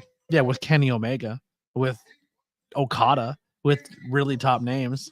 Oh, Will Ospreay wrestles a lot of matches. Not every Will Ospreay match is a 5-star banger that is regarded as one of the best in the world or one of the best in the year every year. And if he does, he wrestles another top guy. Speedball Mike Bailey deserves to be in your top spot as one of the best guys in this business. Clip that. You can have that.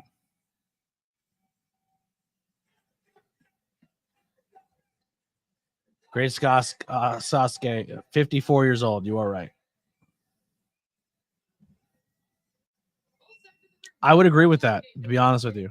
I thought that was a good matchup, but sometimes those technical wrestling matches don't go over as much as the ones that have a lot of false finishes and big kickouts.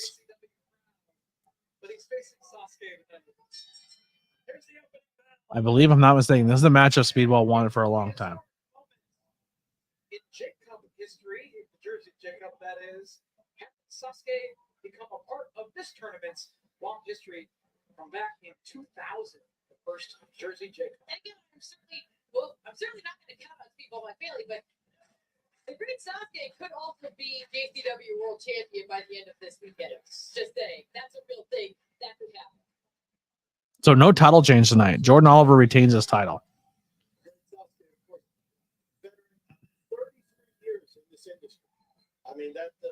If I go quiet during this match, you understand why.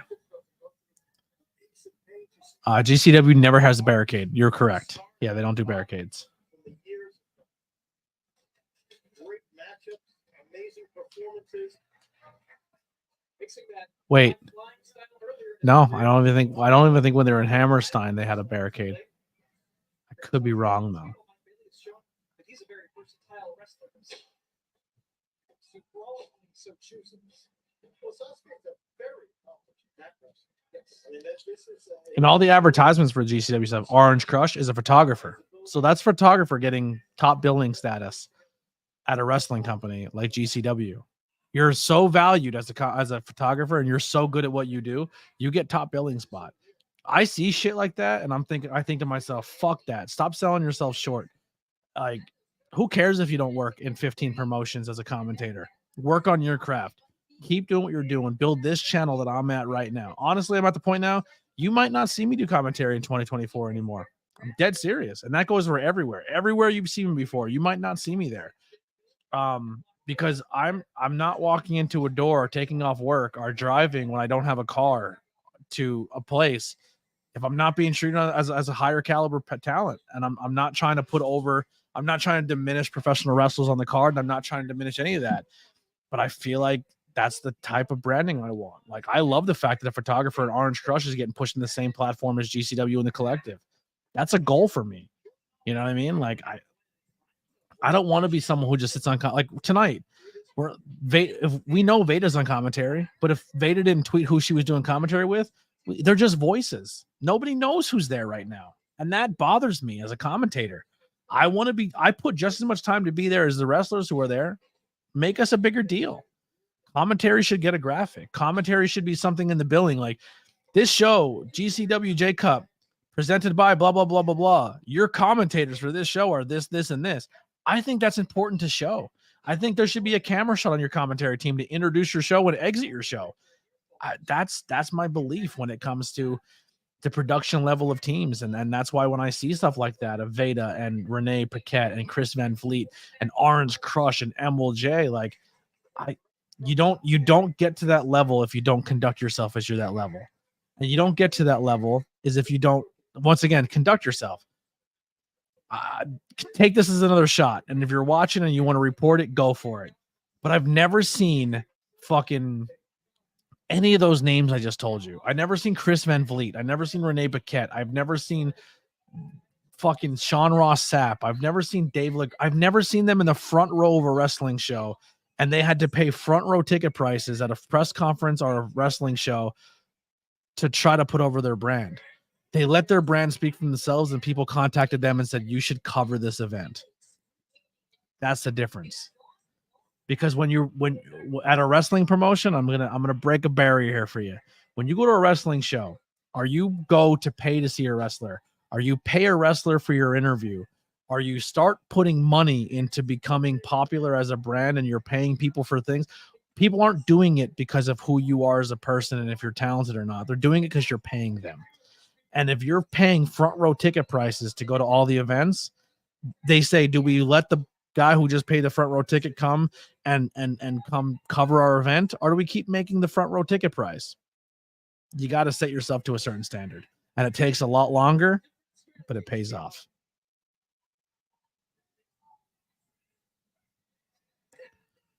There you go. I think it's important. I think that's something I'm not just fighting for that for me. Listen, there's a promotion I worked for a very long time, and they didn't give a fuck who the commentary team was, and they didn't put over the commentary team. Us as the commentary team put ourselves over, and we got a lot of people watching it because we put ourselves over. And the photographers would show up and do it, and now all of a sudden I leave and make a stink, and now there's 2 graphics up right now for the photographers for their next show. Hey, let's give credit to these photographers walking through the door, and thank you for taking pictures for us. Here's how to support and follow them. So I had to make a stink and be a dickhead, and I'll probably be labeled as an asshole and a dickhead because I don't work there anymore. Or I don't want to be there, or I don't go there because this is my brand and this is what's important to me. But you can say whatever you want about me. 2 photographers just got a graphic that they wouldn't have got last year or the year before that or the year before that. And that's not just this place. That has happened in many places I have been because I stick my foot in the sand, and I'm usually the one who gets my head chopped off for sticking my neck out. But after I get my head chopped off, 4 other people benefit from it. I'm cool with that. I can sleep at night knowing that. And that's not hate. That's not coming from a place of hatred. That's just proud that there's change have been made. It's clobbering time.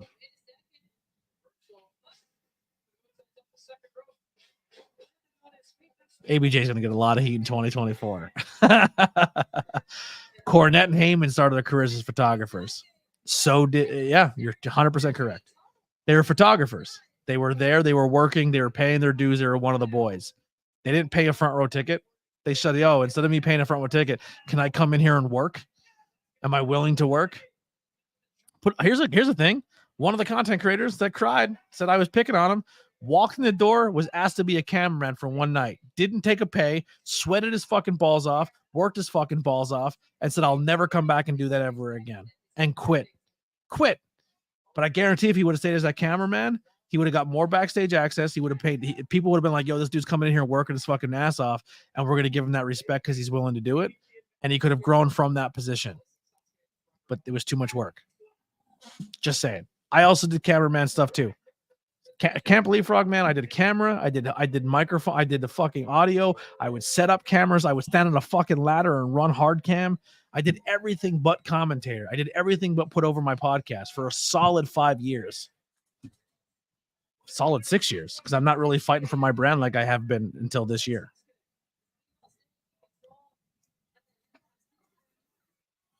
And speaking of fighting for your brand and being thankful for people who do that, real quick, I want to put this over. And if you haven't done so already, just because of what we're talking about right now, I need you to do so. Take a moment at this point or some point tonight, and I need you to go and follow an account for me, guys. The High Tension Wrestling Network. They've done the Camp Leapfrog. I'm not a regular at Camp Leapfrog. If I can make it, I can make it. If I can't, I can't. But even though I'm not a regular, I'm not in their commentary team. I'm not a backstage interviewer. I did a little bit of commentary at Camp Leapfrog. I did a little bit of ring announcing at their one show. But if you go look at their YouTube page, there's a whole tab on their YouTube page and on their website dedicated to the ABJ podcast.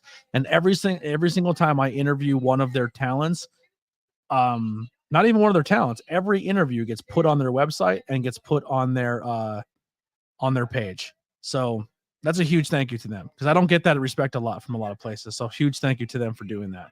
They don't have to, but they choose to. And that means a lot to me. It's not hard to support the people who come and support you. That's all I'm saying.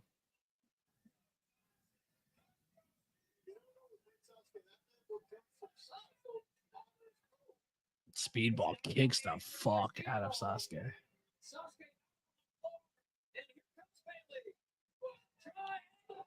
Wow. Bro, that dude landed on his feet between Sasuke and the ring apron. Speedball's so goddamn good.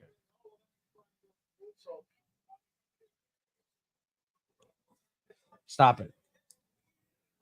Appreciate that, Steven, for the subscribe to them.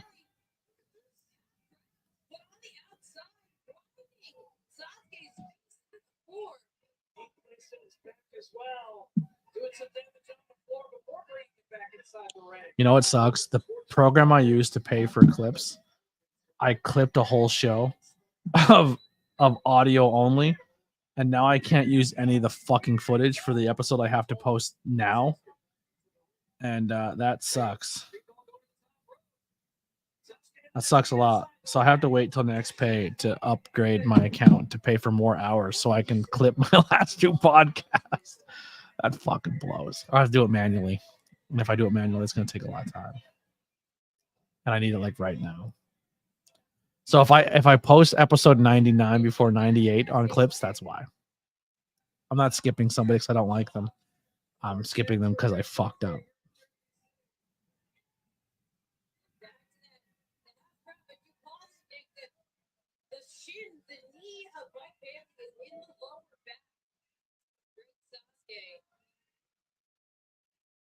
I like when the ref looks back at the bell keeper, like, not yet, no. I think that's a good touch. I like that touch as the referee. Good job, Adam. He's watching the rope. Referee's watching the rope. He has visual on both hands. Breaks the count. He didn't give him no 5, though. Didn't give him no 5.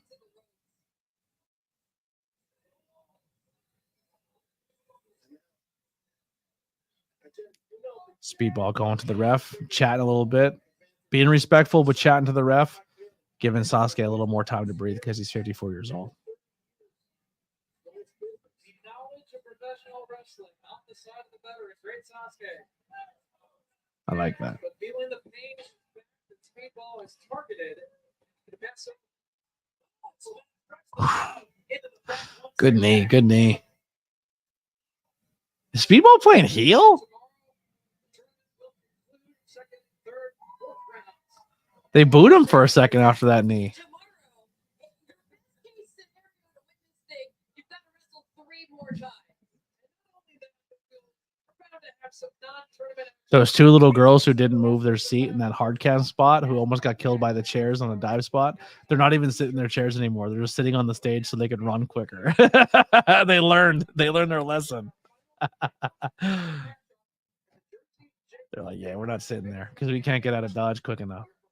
We're tiny. We're going to stay on this stage, which is probably a good move for them. And I'm glad no one's kicking them off there. shot from Sasuke. Sasuke doing his best to endure this onslaught from Mike Bailey.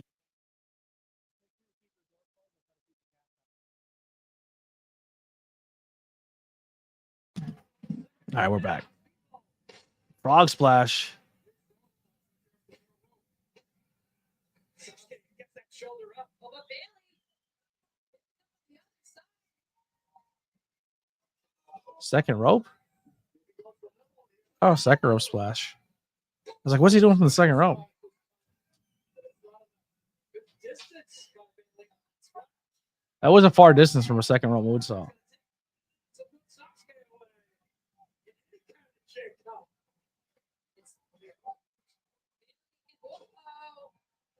up. Not quite a full kip up, but it works for a 54-year-old. Kip butt. It's a kip up. Kip butt right there. Oh, here comes Sasuke.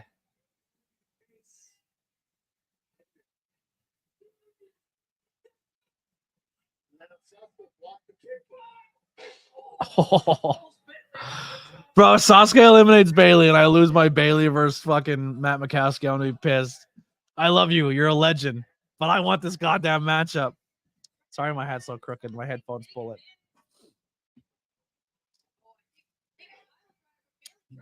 Drops down to a knee so he doesn't get the pile driver. Sneaks out the front door. Bang! Kick to the chest. Both guys exhausted. Sasuke bounces off the rope out of desperation. Mike Bailey goes for another one. He catches it. Snaps it down. Oh, heart punch. Teep kick. Spinning teep kick. Looking for a pile driver of his own.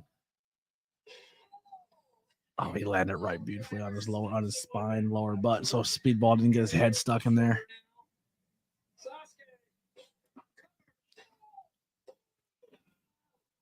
I feel like I wish they brought back the devastation of a pile driver again. A pile driver was a big fucking deal back in the day. Like, you got pile drived, it was done. Like, that was like, if Steven was still here, he could probably, I'm not trying to call Steven out there, but Steven would remember, like, a pile driver was illegal.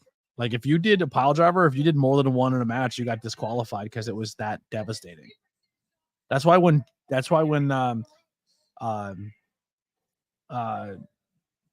Jerry the King Lawler would pile drive when he pile drived Andy Kaufman and then picked him up and did it 2 more times. Like, it was that devastating. Like, people legit thought a pile driver broke your neck, and it legit could, because we've seen people legit break their neck on pile drivers.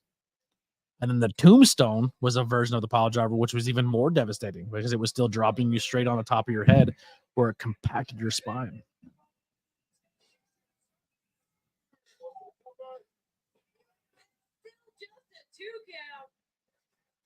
In Tennessee, the pile driver was an automatic DQ.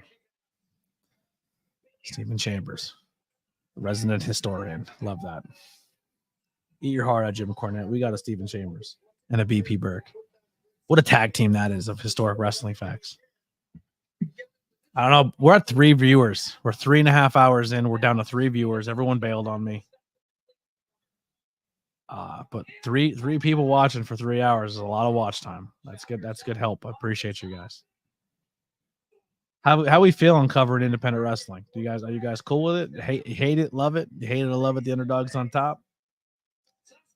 Do you want more independent wrestling coverage? I wasn't expecting a lot. You know, I mean, we're going up against SmackDown. We're going up against mainstream wrestling. I think independent deserves your time too. So I appreciate the ones who are watching. this point of the match. We talk about all the time. It's incredibly high. Dude, I agree. Like we watch SmackDown and Raw and NXT, and it's like just a conversation through it, and it doesn't matter. But like this one, we're like, oh, I mean, I've kind of predicted some right, but at the end of the day, the match, it's a different match pace, it's a different match quality.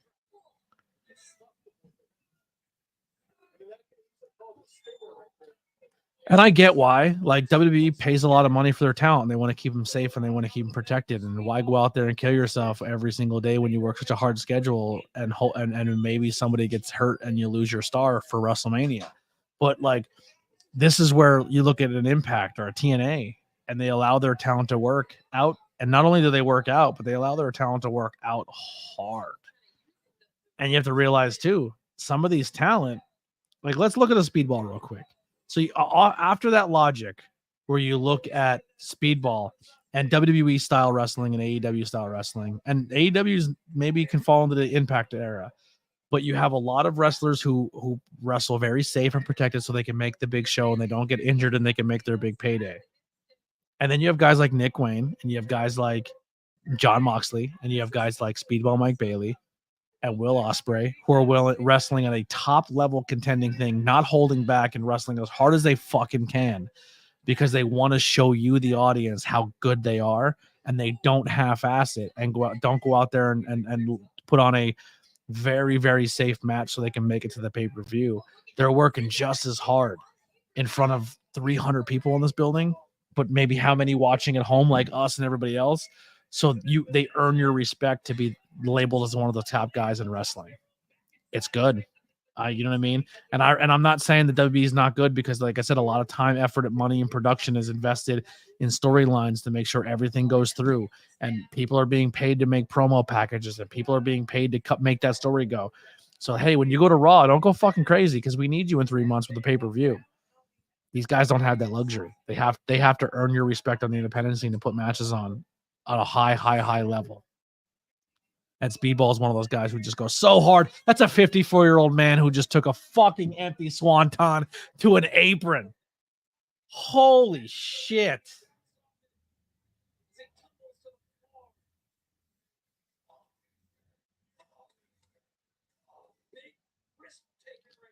Speedball Mike Bailey realizes that 54-year-old man was willing to risk life and limb to take him out, and he's stunned.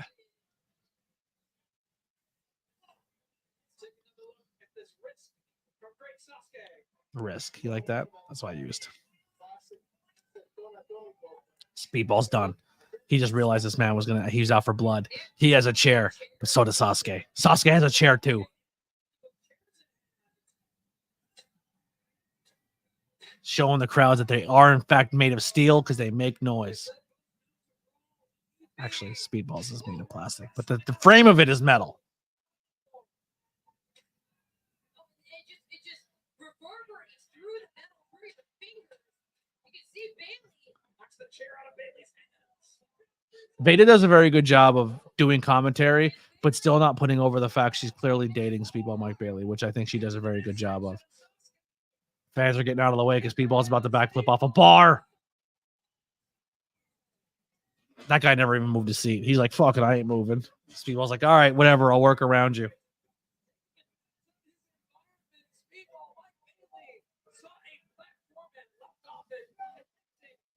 Isn't it, honestly, like you watch this and you're watching Speedball, and that's why I was extremely honored that guy was willing to do my podcast. Because look how much he's willing to put himself out there for. He didn't have to do my fucking podcast. This guy's wrestling, he's live streaming, he's doing everything. Fucking, I appreciate him so much.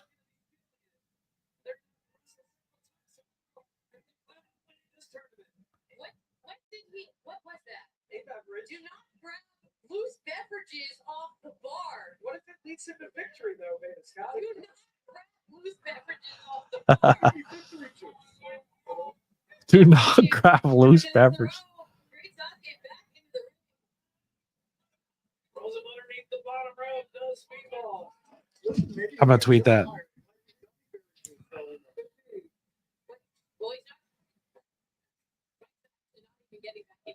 He's going up. Look, he's grabbing the chair. Gonna bring the chair inside the ring.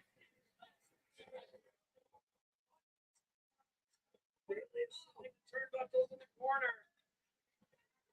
Chair in hand. Sasuke back on his feet inside the ring.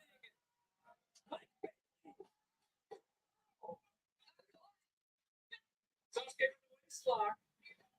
Puts himself. Ricochets off the top rope and hits Bailey in the head. And now Sasuke take advantage of this.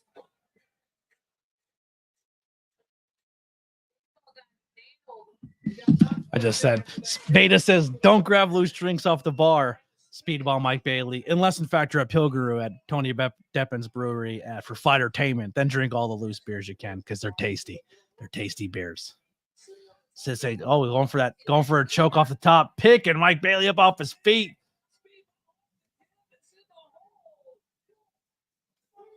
Going to the 5 count. Speedball's out. Speedball's out. You're on the ropes. Sasuke's taking too long. Argue with the ref. Speedball back to his feet, looking for a tornado DDT.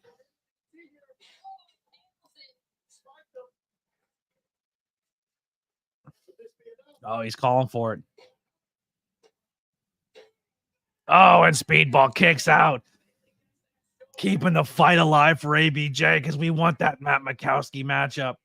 The whole chat, all 5 of us are clamoring for Mikowski versus Speedball. Maybe you guys aren't on, but I am. Looking for that octopus stretch.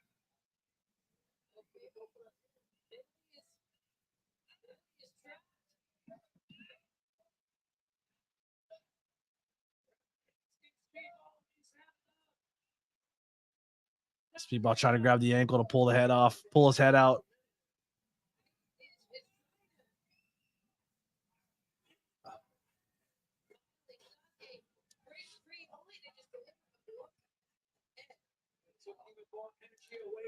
Dude, Sasuke's putting on like a 15-minute match right now. That's crazy. They put some time in. And not only that, this dude did a swanton off the top rope onto an empty apron. The great Sasuke is putting it on. This is a good match. Fucking blockbuster. This guy's 54 years old. That is right. If Bailey wins, Bailey versus Wayne will be a great match. I agree. Dude, everyone who advances in this tournament is fucking awesome.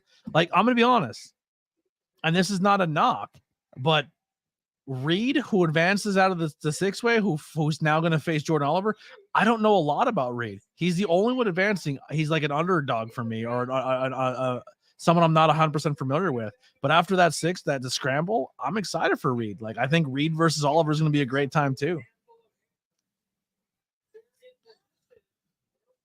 Remember when you ask who are people over 50 who are still badass? Yes, add him to the list. Sasuke versus Murder Grandpa. Both of them. Add them to the list.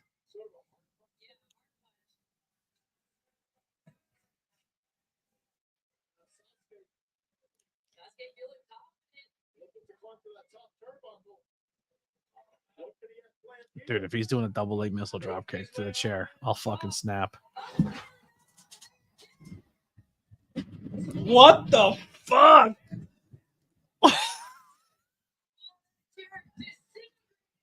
Holy shit. Oh my god. Sasuke with a swanton to a chair off the top rope. Well, he's going to pay for it because Speedball's charging up.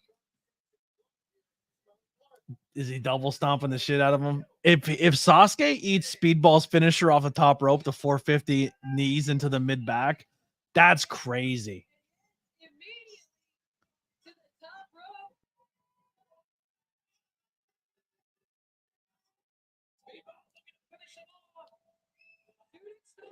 Oh, just with a shooting star. He didn't do the knees. Not yet. Not yet. Speedball, you gotta hit him with it. You gotta hit him with the big daddy. Who cares if he's old?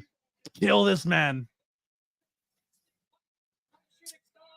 Oh my god, did you see his head snap? Speedball, I'm sorry, you gotta kill this guy. You gotta put this man down. Look at the scars all over Sasuke's body. He's no fucking joke.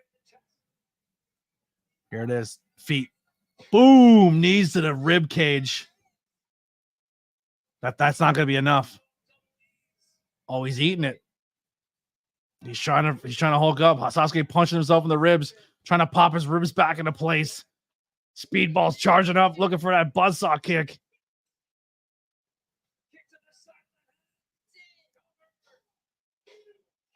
Still not enough. You need to go to the top rope. You need to drop those knees on his body. When they have commentary on the balcony, that's awesome. I've done commentary on the balcony. Good times. Good vantage point. I like being up there. 27 minutes into this. Sasuke just did 27 minutes with Speedball Mike Bailey. Good job on commentary, keeping time. I like that. I should start doing that if I ever go back. Just keeping starting timers during commentary. That was creative. Step back from the.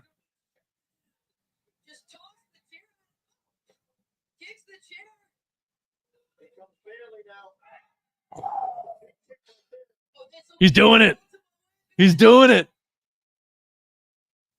Nobody home. No. Sasuke beats Speedball.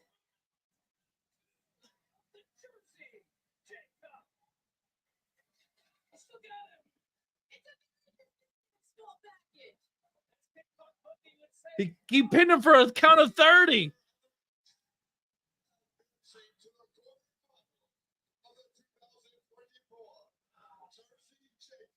Wow. I'm just as shocked as Speedball.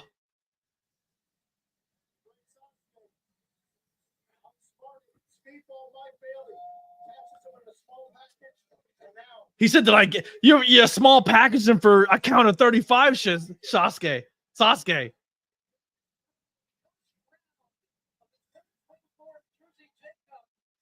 Adam Gall doesn't get it wrong, so I can't argue with Adam Gall. We're not getting Speedball versus Matt Mikowski.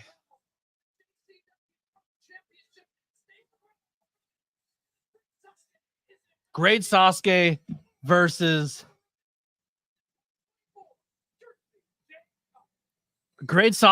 Nick Wayne tomorrow. We'll be back tomorrow at 8 o'clock. Let's just run through this again. I don't have an updated bracket, but I remember everything. So Sasuke takes on Nick Wayne. Jordan Oliver takes on Reed. Mikowski takes on Slamovich. Price takes on Janela. And that'll all be tomorrow. And then the winners of those matches will go to the semifinals and then the finals. What a great night. Thank you so much. You know what, Speedball? You're 100% right. It was the drink. That drink was tainted. That drink he drank at the bar was tainted, and it didn't happen. Listen, I'm disappointed. I'm bummed. I wanted Speedball versus Matt Mikowski so bad, but I'm gonna tell you something right now. Man, this tournament's so good, so good. I'm done making predictions. I'm done. I tap out. I lost my finals. My bracket's been busted. Guys, thank you so much for tuning in, supporting independent wrestling. I really hope you guys enjoyed this. I had so much more fun watching this than a weekly Raw, SmackDown, NXT, AEW. AEW is fun. But this is where my heart is, man. I love independent wrestling, and I'm so happy that you guys hung out and chose to watch this with me.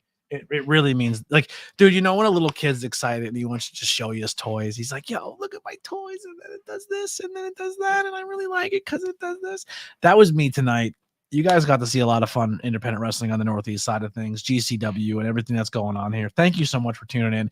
We'll be back tomorrow night with more JCup 2024. Same time as yesterday, 7:54. We'll be here. Put your notifications on because I go live sometimes earlier than I say I'm going to. But thank you guys so much. If you want to grab merchandise, we got the ABJ cup right there, or the ABJ podcast cup right there.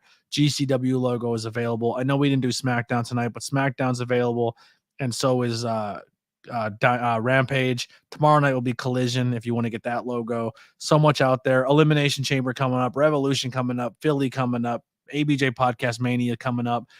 All those merchandise. If you can, after the Rossi thing, I don't plan on giving AEW the time of day again. I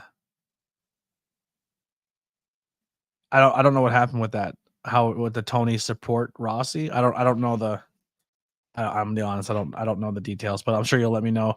I'm gonna take a quick 5-10 minute break. I'm gonna go over the Discord, hang out with everybody for a little bit, but then I'm gonna come back and do some game streams. If you guys want to hang out with me while I play some Call of Duty, let's do that.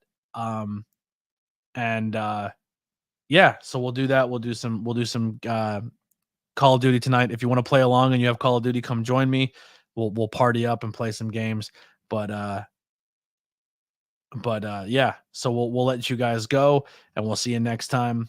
Other content out there, we got the interview at Root is up right now. Interview with Sam Evans art is up right now. Tomorrow night, Merrick Miami drops. Actually tonight at midnight that drops. Merrick Miami drops in about 30-45 minutes. So that one drops, and then we'll see you guys in a little bit. Here's the ending music. We're out of here.